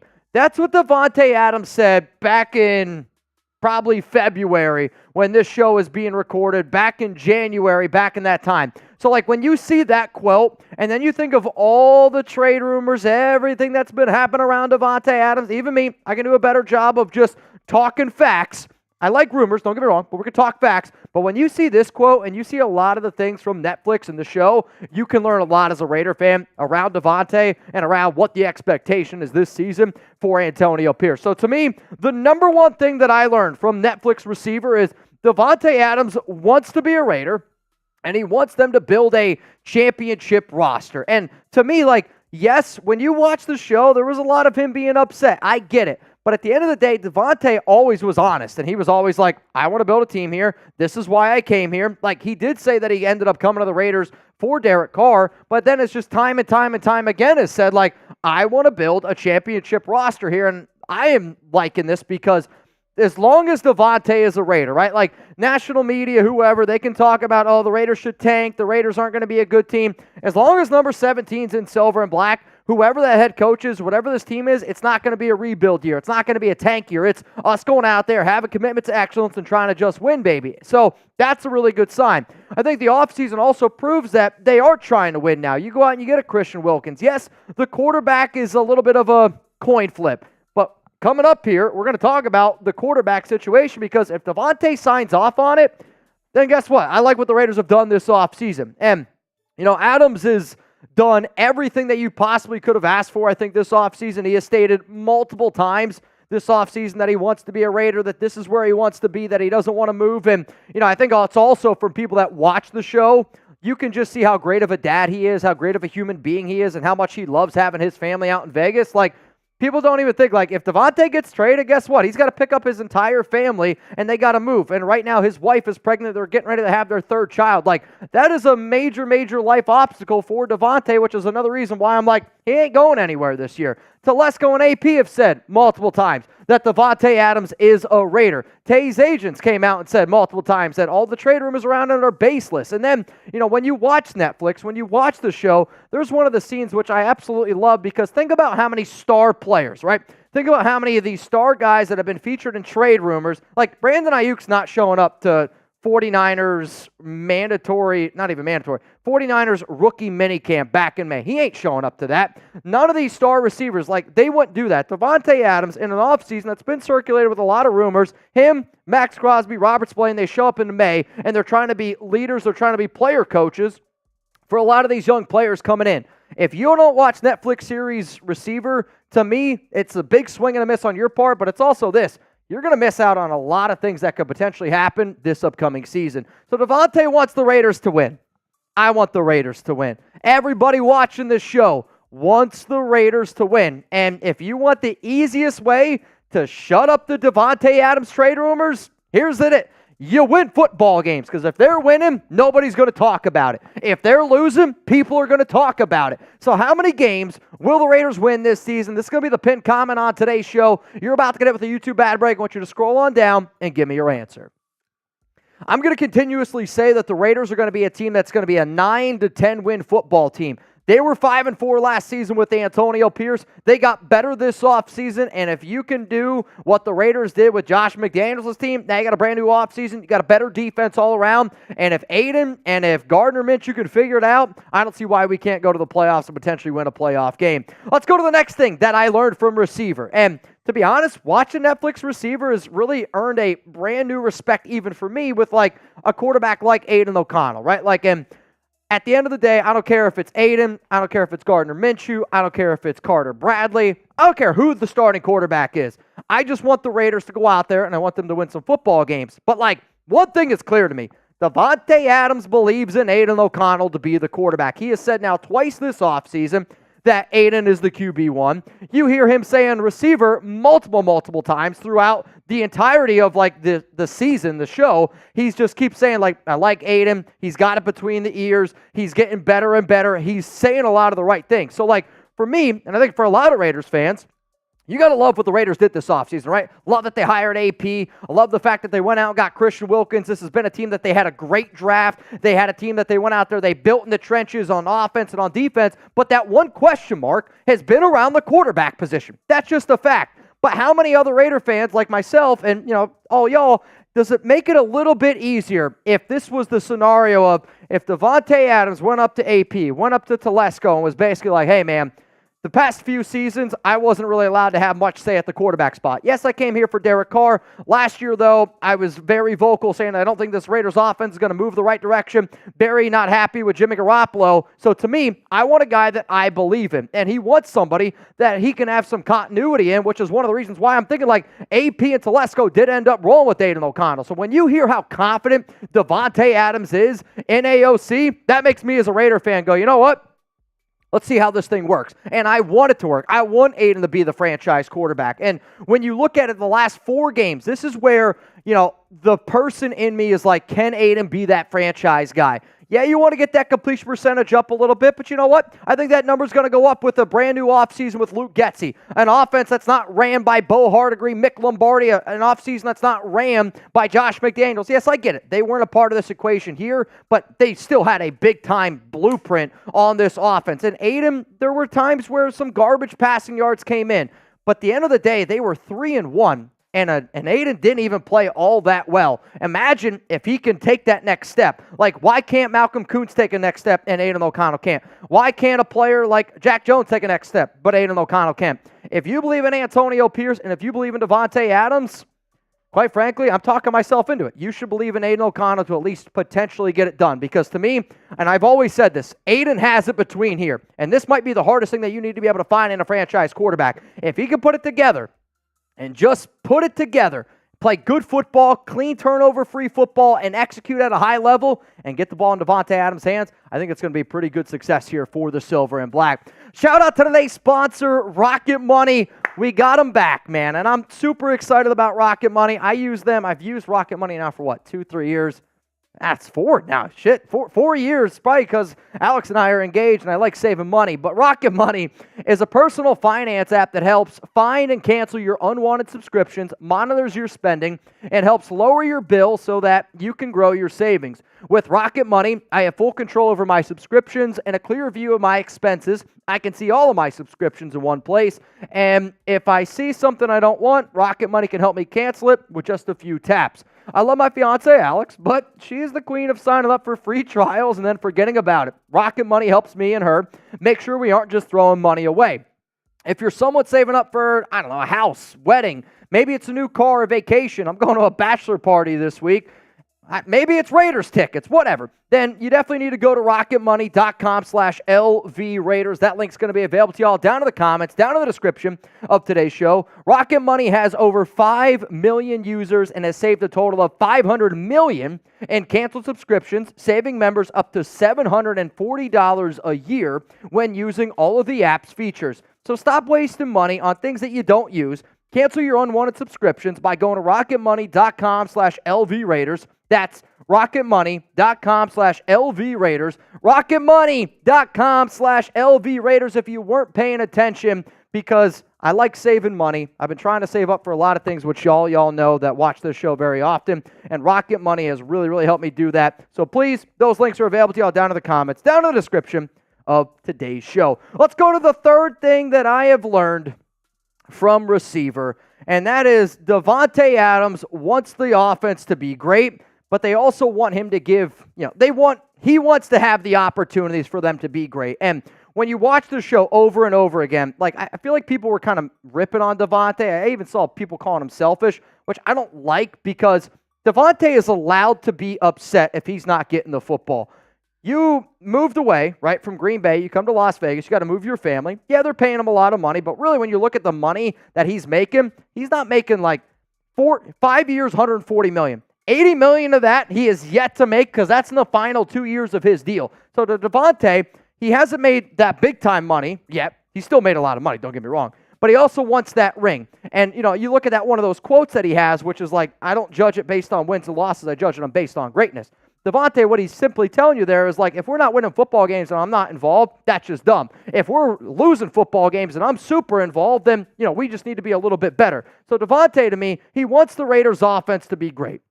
And he knows that the more opportunities he gets, the better that this offense is going to be. I'm not saying that he's going to demand 10, 11, 12 targets a game, but I do think when you really look at the entire landscape of the show Netflix, and you look at the entire landscape of the Raiders offseason, it kind of goes back to, well, why did the Raiders hire Luke Getsy? Because we all thought that was a strange hire. Yes, it happened on the tail ends of Cliff Kingsbury and that whole thing folding apart. But think about it. Davante Adams has got a great relationship with Luke Getsy and said, hey, that's somebody that I want. The Raiders, we were a little bit worried of what they're going to do at the quarterback position. Davante Adams says, hey, I believe in Aiden O'Connell, and now you got an offensive coordinator, you got a quarterback. Davante wants it. Let's see how it ends up going down. Like, Getsy's going to give Adams his opportunities. And, Adams was frustrated for most of the show due to how bad that offense was, due to how bad Jimmy Garoppolo was, how bad Josh McDaniels was, how bad Brian Hoyer was, and just, a little bit of the frustrations that you're going to deal with when you're talking about a quarterback in Aiden who was the third-string guy who was drafted in the 4th round. There's going to be a lot of struggles. I wanted to show you all the stats of Davante Adams last season with Josh McDaniels in 8 games, and then in the 9 games with Antonio Pierce, and this is what it came out to. So you got 8 games with Josh, 9 with AP, the targets, receptions, yards, touchdowns, but the big important one there, and I think it's why I love the show Netflix, and the reason why I wanted to show this is because, to be honest, the numbers really aren't all that different. I mean, look at it from a per-game basis. The numbers, targets, receptions, yards, touchdowns are a little bit different, but the big one is the record. And when you watch how upset Davante is in the first few episodes of Netflix, the show, he's mad because they're not using him the way that he wanted to be used, but on top of that, they're also losing football games. And then you got Antonio Pierce, where he goes, all right, the targets and receptions are similar, but you know what? Let's do this crazy thing. Let's try to get Davante the ball in the red zone a little bit more. And then, oh yeah, once you know it, we end up winning more games. So, I think when you see Davante, he wants to be involved, and he's going to be involved, but he's okay if the Raiders are winning football games, even if he's not getting the amount of targets that he used to get. But when you look at the 17-game projection, I really want you to look at the right side of the screen with Pierce in the 9 games. Because if you take the numbers from Antonio Pierce in the 9 games with Davante Adams, okay? And then you put those stats into a 17-game sample size. That gives Davante, on average, right, 183 targets, 106 grabs, 9 touchdowns, and the Raiders would come out with a 9-8 record. That's just based on averages from last season. If I'm Davante Adams, right, and a lot of people are probably telling him, dude, get out of Las Vegas. They don't got a quarterback. They don't have anything. You should go play with Aaron Rodgers, blah, blah, blah, blah, blah. I get it. If I'm Davante Adams, I'm looking at what the Raiders did with Antonio Pierce from a win-loss standpoint. I'm also looking at what they had to do through an offensive just structure standpoint, all this stuff changing. And I'm thinking that the lowest, like the floor of me this season is doing that, where, he's getting 183 targets, 106 catches, 9 touchdowns, 9-8 record. That's why I keep telling people, bet your house on the Raiders winning more than 6.5 games. Go bet your house on the fact that I do think that Antonio Pierce is one of the best coaches that you should bet on for Coach of the Year, because everybody's doubting him. It can't be as bad as what it was last season offensively, and Davante still showed he was one of the best receivers in the NFL. If I'm Davante, I go, I believe in Aiden O'Connell. I got Luke Getsy. We got a lot of good skill position players around us, and I actually have a coach that knows what the hell he's doing. So I'm thinking my absolute floor is what I did last season. That's why I'm going to be sticking around this upcoming year. So with that being said, how many receiving yards for Tay this upcoming season? And if you want to put your answer as, I think Davante is going to have this amount of yards with Aiden O'Connell. I think he's going to have this amount of yards with Gardner Minshew, because it is still an open quarterback battle. And it's going to come down to the wire. It's going to come down to what those guys look like in training camp. It's going to come down to what they do in the preseason. Davante said it himself. He wants a quarterback that goes out there and has the best ability when it's live bullets. That is exactly his quote. He wants somebody that goes out there and is a gamer. To me personally, I think Davante this upcoming season is going to be somewhere around 1,250 to 1,300 yards. Not because, some people might think that that's a low number. There's just so many other mouths to feed. Jacoby Myers, Michael Mayer, Brock Bowers. They're going to run the football with Zamir White. You're going to have a great defense. It's going to take away some opportunities from Tay. But Tay's going to get his, and I hope that he does. Let's go to number 4 here. What I learned from receiver. Davante Adams getting traded at the deadline, it's not impossible. And I'm not saying Davante is going to get traded now. He's not getting traded now. He's not going to get traded before the season, right? We've heard guys like Boomer Esiason. Ricky has said it himself, right? A lot of people out there have been hitting at Davante getting traded before the season starts. That's cap. 0% chance that happens. But Davante getting traded at the deadline, that isn't impossible. And I think for Raider fans, you got to be able to just be honest with yourselves and say it's not impossible, because if you've watched the show, you'll see that he was frustrated. He was very, very upset. And the only way that Davante Adams is getting traded is going to be at the deadline. For those of you that don't know when the deadline is, it's November 5th, 4 p.m. Eastern Time. It's Week 10. So the Raiders play the Bengals on November 3rd. Then there's that Tuesday, that November 5th day. The Raiders are technically on a bye Week 10, so it kind of fits well. But, and I'm not even going to blame Tay. I'm not going to blame Tay for being 31 years old, never won a Super Bowl, and going to chase a ring. If the Raiders are 4-5, I don't think he gets traded. If the Raiders are a team that's got 2 wins under their belt, you got 3 wins under your belt, you're 3-6, and Davante and the quarterback play is abysmal, it'll be one of those things where nobody, I think, would blame Davante for wanting to be traded, or even the Raiders trading him away, because you would have to be that bad. And if they're that bad and Davante is as frustrated as what he was last season, it's not impossible that he gets dealt at the trade deadline. But here's the one thing. To me, if he gets traded, I do think there's only one team he's going to get traded to, and that's the New York Jets, because where there's smoke, there's fire. Boomer Esiason doesn't throw around bullshit very often, right? He doesn't throw around bullshit. And he was linking, Davante to Aaron. He was linking all this. Davante also said that, if he were to play with another quarterback again, it probably would be with Aaron Rodgers, who's is one of his best friends. The way that you talk about Derek Carr and how good of a friend he is with Davante, it's probably right up there with Aaron Rodgers. And, they talked about a 4-hour dinner before the Raiders played the Jets last season. These two are obviously close. Rodgers has said in years past, literally this offseason, that he would, he can't wait to play with Davante again. Maybe Aaron's coming to the Raiders. I don't know. But the bottom line is, if the Raiders are terrible, and I mean terrible, and they need to sell assets to get ready for next season, your number one asset that you're probably going to trade is Davante Adams. I don't want that to happen. Y'all don't want that to happen, but it is a possibility. It's just not going to be a possibility until the NFL trade deadline. But if you win, guess what? This isn't even going to be a topic. Let's now go to the final thing, and I'll get to it in just a second. But if you don't know, Chugs and I are going to be doing a Raiders meetup in August 14th, 9 p.m. It's a late dinner at Joel's Chop House. So we're going to be at the Raiders practice, the open practice at Allegiant Stadium. It's going to be me, Chugs, David Zahn, and Taino Raider. It's going to be us 4 at that practice. As soon as that practice is over, which is going to be 8 o'clock p.m., Vegas time, we are going to Joel's Chop House at Ahern Hotel. If you've ever heard Jeremy and I talk about the greatest dinner we've ever had, this is the place that we always talk about. Make a reservation on Open Table. That link's available to y'all down in the comments and in the description of today's show. If you put Raiders Report in the notes, he's going to hook you guys up. Space is limited. He said that you can get 30 people in there. I would say try to be one of the first 20 to make a res. Like, if you live in Vegas, if you know somebody that's in the Vegas area, yes, it's a late dinner, but I promise you it's going to be one of the best dinners, if not the best dinner you've ever had. Also, you get to have dinner with Chugs and I, Zon, Taino. It's going to be a hell of a time. I hope to see you there August 14th, 9 p.m., Joel's Chop House. Make sure you guys are ready because the food, it is mind-blowingly good. Let's go to the final thing that I learned here from Netflix in the series Receiver.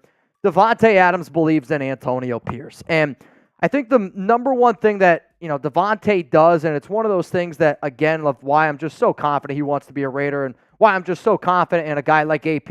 And even AP in the show says it himself, where you get a lot of star players, right? And I'm talking like star-studded players. And Davante Adams, to me, is one of the most recognizable faces in the NFL. He's a top 10 star player that's not a QB. Like, he's going to get that attention. And AP even said, a lot of players at a certain point, this is when the Raiders were 5-8 last season, AP said it a lot of stars like Davante himself could have just packed it up and been like, I'm going to get my money. I'm just going to get ready for next season. He didn't do that. He put his body on the line, still went out there, gave it his all, and you could even see. And when it's 5-8, Davante was treating it like the Raiders were 8-5, and they were fighting for a major playoff spot. But when you get a star-studded player like AP, who Davante was willing to go out there and show out for Antonio Pierce, for him to stick up for AP the way that he did this offseason, that tells me that Davante is buying into everything the Raiders are doing. Where, the Raiders did one thing with McDaniels.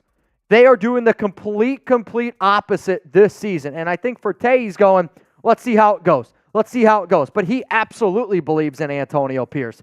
And I think when you just see how much he believes in Aiden O'Connell, how much he believes in Luke Getsy, how much he believes in Antonio Pierce, it just fires me up, man, for this season. I can't flip and wait. So those are the 5 biggest things that I learned from the show. If you haven't seen it yet, please go check it out, because to me, it's really cool to be able to see that behind the scenes of Davante, like him with his kids, his wife, his family, just seeing him work out, the mentality he brings to the football field. I'll admit, I'm still a little bit salty that the Chiefs game's not in there on Christmas. And I know people are like, Davante had 1 catch for 4 yards. I wanted to see Davante celebrate the Jack Jones INT. I wanted to see Davante Adams celebrate us taking down the Chiefs on Christmas Day.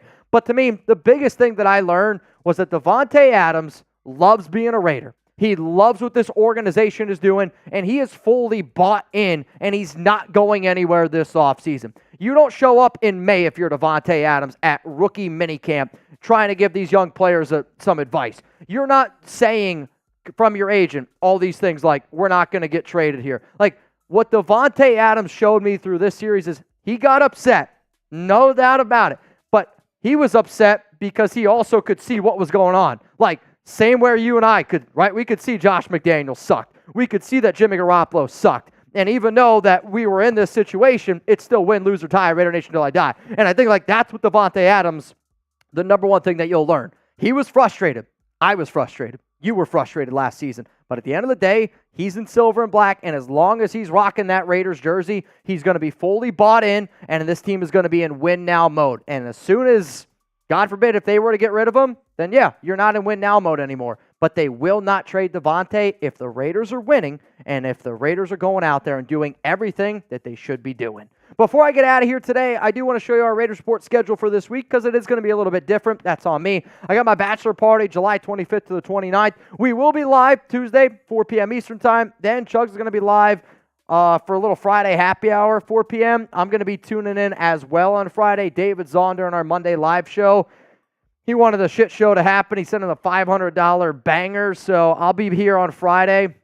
Well, not here. I'll be on vacation, but I'll zoom in with Chugs. We'll be able to have a little Friday happy hour. If any breaking news happens, though, make sure you're subscribed. He's going to have you covered. Chugs Takeover show. I can remember last season he was doing our Josh Jacobs franchise tag show, so that was pretty cool to watch.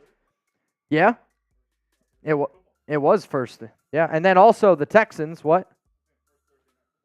Oh, that's true. So for those that don't know, I have a wedding. That's in September. He's also going to be doing our first Thursday night football show. So a little bit of practice, get his feet wet a little bit for the Chiefs game against the Ravens. Bottom line is, if any breaking news happens while I'm gone, Jeremy's going to have you covered. And I'll admit, if the Raiders sign like Stephon Gilmore, Xavier Howard, I'm gonna tune in again, right? Like I got to pull up for one of those. So make sure you subscribe. Make sure those notices are turned on. And if you haven't seen the Netflix show Receiver yet, make sure you check it out. All right, Jeremy, it's time. We are the moment. I'm not gonna. I woke up this morning and this was what I was looking forward to: Raiders, Saints, Madden simulation, Derek Carr revenge game. We will see. Which I'm nervous about this game because Jeremy's either going to be the greatest troll of all time by Chugs, or because if you're bringing on Trace, so we're going to bring Trace on here in a little bit. He's our Saints host. So I kind of wanted to see what he would be saying in these situations as well. You bring Trace on, if it's a Raiders win, that's perfect for me. Just amazing. But the ultimate troll job, it's why I'm a little bit worried, is he brings Trace on and the Saints win, and then I got to listen to that. I'm a little bit nervous. Give me those score predictions, though. Give me those score predictions right now down below. If you're a real one, you know the deal that I'm about to present you right now. You get that score prediction right, hey, you already know. You already know. Reminder, $20 Venmo if you want a chance to get in for our duck race. It is, as it stands right now, $20 Venmo for a chance to win $90 here on the show. And as I say that, Manuel Luna, you, sir, are in, which now means 20 to win $100 here on the show. We'll get into some of these score predictions in just a second. I see Rafael Murillo says 30-21 Raiders. I see Billy Davis, 24-17 Raiders. Jacob Serb, 27-17. Ryan, 38-21. Blake Goodwin, 30-27. Michael Clark, that would be that. You know what? That's Chugs'. That's what you did. What? 24-24 tie. No, the ultimate troll job is if you would have ran this sim and neither team were to get across the 50-yard line. If it was 0-0. Neither team gets across the 50. It is in the Superdome or Caesar Dome now, whatever it's called. I think it'll always be the Superdome to me. It's the Caesars Superdome. Yikes. Let's go to Jack. What's up, Jack? If Bennett goes down, Richardson or Faison, no free agent. So you're saying you don't want a free agent. I mean, if Ja'Cory and Bennett goes down, I actually think that they would go with Brandon Faison because from what it sounds like right now, at least, again, it's the offseason, not a lot of practices. We'll see what they do once the pads go on July 24th. But I would guess it's Brandon Faison. Just because those are the top two guys battling for that number one corner spot this offseason. That's the route that I would go. I think the Camryn Richardson is going to have a bigger impact on special teams in year one than what a lot of us initially thought. I mean, definitely me. I thought that maybe DeCamryn would be able to compete, but it sounds like the Raiders are pretty confident in Ja'Cory and pretty confident in Brandon Faison. Jack, cheers to you, man. I appreciate that question. I really, really do. Rebel, you owe me 15 tequila shots, 28-21 Raiders. Whoa. I don't understand how that's possible. Rebel, you're going to have to explain yourself there, my guy. Are you working for shots if you're our bus driver? Is that what that is? I'll drive as long as you drink 15 tequila shots every day. Oh my God, I'll drive for free. How many days do you think you could make it? 2. Like in a row? Yes. Yeah, after the second or third day, if I did 15 tequila shots every single day for 2 or 3 days, I think I'd be in the hospital. Wait, I mean, how about Raiders Report shots? So when we do shots here, just because, again, there's times where it's like, take 15 tequila shots. Sometimes they turn into sips. They do. 15 tequila sips? I mean, I could last, but I mean, I just have the sickest hangovers every day. Or, maybe not hangovers because tequila doesn't give me, I don't know. I don't think I'd be able to do it. I legitimately don't think I'd be able to. Tequila just destroys me, man. It absolutely destroys me. Noah Santana, 63-3, a Raiders win. That would be a legendary score. That one would be kind of wild. I'm not going to lie to you. Not going to lie to you.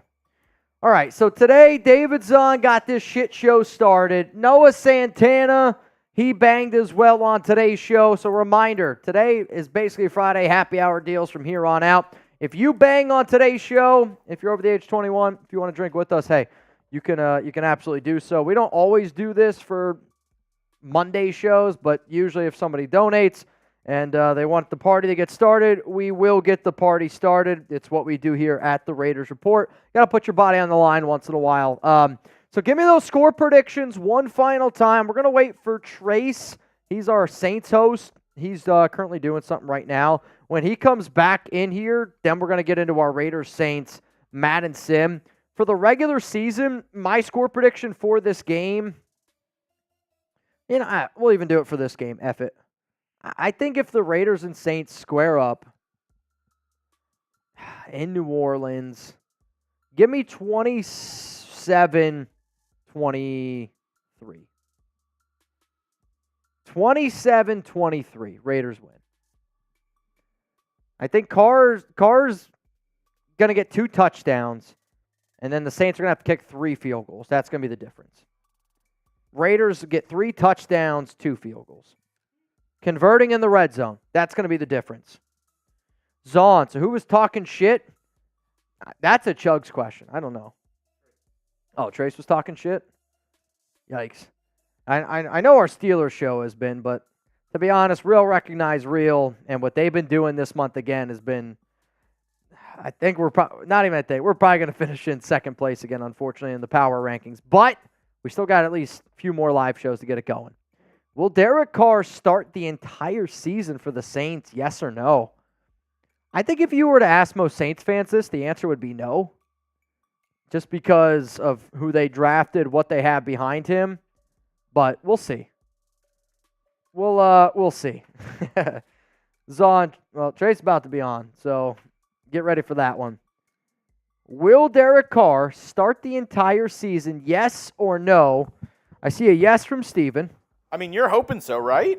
Like, that ruins our watch party week 17 if he's not starting. That'll be the worst thing for this company in a while if he's not starting week 17. It's actually why I kind of wanted the Raiders to play the Saints earlier, just so like you could get that guarantee that he's going to be in the game. Because if he's not in this game, like if it's Spencer Rattler, this game sucks. Yeah. Any quarterback, I don't care who it is, sucks. You name him, he's on the Saints, sucks. This, we don't like to just bring up like, oh, it's so much more than, quarterback isn't the team. In this game, that's what the storyline is.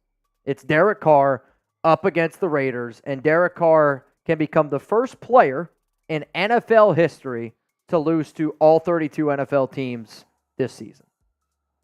He can become the first. If the Raiders win against DC, Derek Carr is the first quarterback in NFL history to lose to all 32 teams. That's a stat. That's a stat. Ernie Garcia, trade him back to the Raiders. You don't want that, Ernie. Do you? Do you really want that, Ernie? I'd honestly rather roll with Aiden on a rookie contract this year than have Derek. Though I don't really actually know how much his cap hit is this season. I really don't know. Now, Derek's a better quarterback than Aiden right now, but Trizzy Trace. So far today, David Zahn is the MVP. Shout out to the madman, David Zahn. Yoda. 24-14 Raiders. Did you hear that Jimmy G opened a bakery? He's prolific at making turnovers. That's really good. You actually believe that Jimmy G opened a bakery for the first, 2 seconds of this? Did you? I was like, where's this going? You're like, do we? I mean, to be honest, it makes sense. Football ain't it. He's still making $4 million this season, but it actually blew my mind that a team was willing to give Jimmy Garoppolo another contract. It was bad. He was really bad last season. What's up, Ryan? Did you see ESPN article about the Raiders being last place in power rankings for the next 4 years? I mean, here's the thing. When it comes to ESPN, when it comes to national media, all they look at is quarterback. And, I don't even need to see the article. I did not see the article. So it came out an hour ago. So we've been live for close to 2 hours. So it came out when we were live. And it's basically... I guarantee it's just whatever teams have the best quarterbacks are the highest. Whatever teams have the unknown at QB are the lowest. Guarantee that's what it is. I think is it Dan Graziano who's making it? Yeah. Dan Graziano. Yep. gave his basically power rankings of who's going to be the best teams for the next 4 years. Any guess on who number 1 is? The Chiefs. Yes. Yep. 2? Bengals. No. Ravens. Ravens. Okay. Number 3? Bengals. Nope. Niners. No. This one's a little surprising to me. That one's surprising to you? Lions? Number 3. No. It's a team who lost somebody significant this offseason. Lost somebody significant this offseason. They traded him. I'm drawing a blank. It was a big deal for me. For you? The Bills? The Bills are number 3 on this list. I can't even believe that. The Bills. Number 4 is the Lions. Texans has got to be up there. 5 is the Eagles. Let's see how far. 6 is the Texans. I'm actually surprised the Eagles are up that high because they were really bad at the end of last season. I'm kind of surprised that the Niners are at 7. I mean, again, that's all ESPN does is they look at the quarterback. That's all they do. And because Brock Purdy, can he get it done without a stacked lineup? I still think that question's out there for some people. 8 is Cincinnati. 9 is Green Bay. Yep. 10, Miami. Then past that, it's the Browns, Rams. Oh, are the Raiders last in this? I think that's what he's saying. Like, I'm not shocked by it. If you were to look at all 32 NFL teams. Raiders are last. If you were to look at all 32 NFL teams, and if all you do is look at quarterback play, because somebody's going to look at the Broncos and be like, oh, well, they drafted Bo Nix. He has a chance to be good. So in this, the Vikings, McCarthy, chance to be good. The way they did the scoring is there's 4 categories. Okay. And they ranked them 1 to 32 on each of the 4 categories. So overall roster minus the quarterback. Where do you think they rank the roster? Overall roster minus QB, and it's what, this season or next 4 years? I'm guessing the next 4 years. Probably 24, 25. 31. Holy shit. They're saying the Raiders roster minus the quarterback, 31st. Quarterback, 32nd. The only way that I can even paint that picture is they're saying Davante's not going to be there. They have all some the big name free suck. agents. Well, I think they're saying they got a lot of the free agents aren't going to be back. Good. I mean, honestly, good. Because I think that the Raiders have one of the better young teams in the NFL. Coaching? Yeah, it's probably 29th. Yeah, it doesn't surprise me. Front office? 28th. If anybody expects the Raiders to be high in any of these things from ESPN at this point, I don't know. Who do you think is 31st? Who do you think's right behind the Raiders? I would say either the New York Giants, the Denver Broncos, the Titans,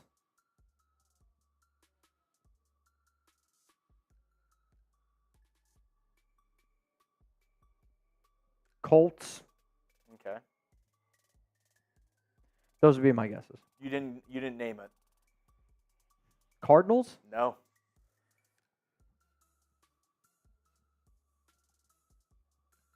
Vikings. No. I'll give you a clue. All right. They're playing today.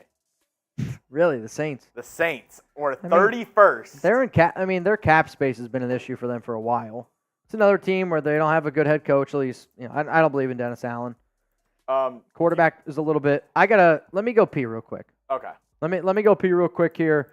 I'm gonna refresh my phone. Reminder: if you want to get in our duck race, $20 Venmo at Mitchell Renz 365 for a chance to get in. And I think that this is going to be a crazy day. Let's just say that.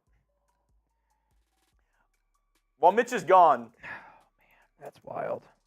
Better wide receiver, because this is going to be a debate all during live today.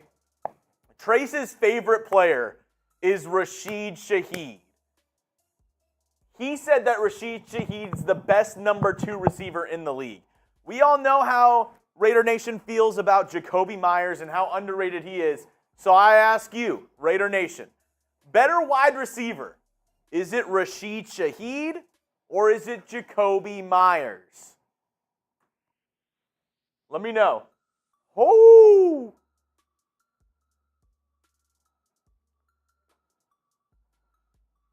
Jack says Who is Rashid?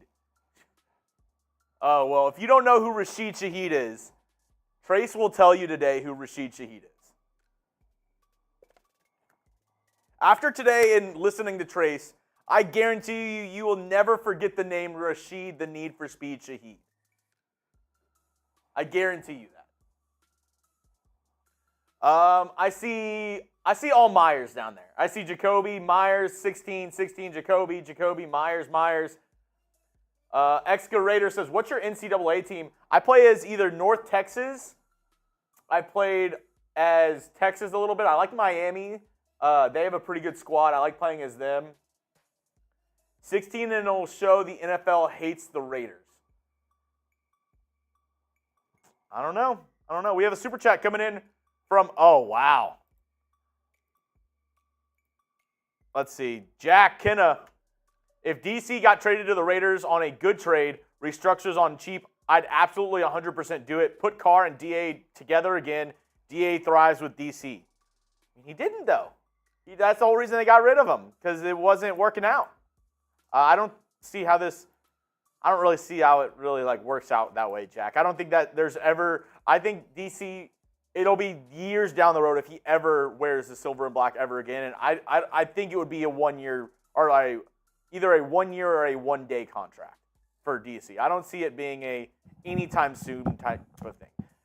Isaac Hernandez, RIP Uncle Raul, January 19th, 1965 to July 2nd, 2024. RIP to Uncle Raul. Everybody spam the RIPs down in the comment section. Sorry to hear that, Isaac. One nation we all love. So, yeah, Isaac, really sorry to hear that, man. I think anytime, when people send in a message like this, I'll always say it's a very, I appreciate these type of messages all the time. I appreciate the fact that, you feel like that you're going to share something like this. I don't know if your uncle was a Raider fan. I'm guessing he was. But, at the end of the day, if anybody's ever dealing with something tough in their life, I hope that you always know, this channel could be an outlet for anybody. Don't get me wrong. We do a lot of funny, crazy stuff at times. But we also do a lot of that stuff because sometimes, you got to take – life can be tough. Sometimes, you gotta have a little bit of fun. Boo! Boo! Yoda Jenkins! Bang! Around who? Rashid Shaheed. Yeah, everybody was saying that Jacoby Myers better than Rashid Shaheed. Trey said they're liars. I mean, come on. I think, honestly, the better question there, and, the honest question is, who's a better receiver? Is it Trey Tucker or Rashid Shaheed? Really? I mean, Jacoby and Shaheed, it's not close. Really? Dude, come on. You got to ask Trace. Trace says that Rashid Shaheed's better than Jacoby Myers. I don't think he did. Ask him. I think it's clearly Jacoby. Yeah. But then I would also say Shaheed or Trey Tucker. It's close. He told me this. Rashid Shaheed, the only player last year with over 500 receiving yards and over 500 yards returning kicks. He's trying to tell me that Rashid Shaheed's not better than Jacoby Myers.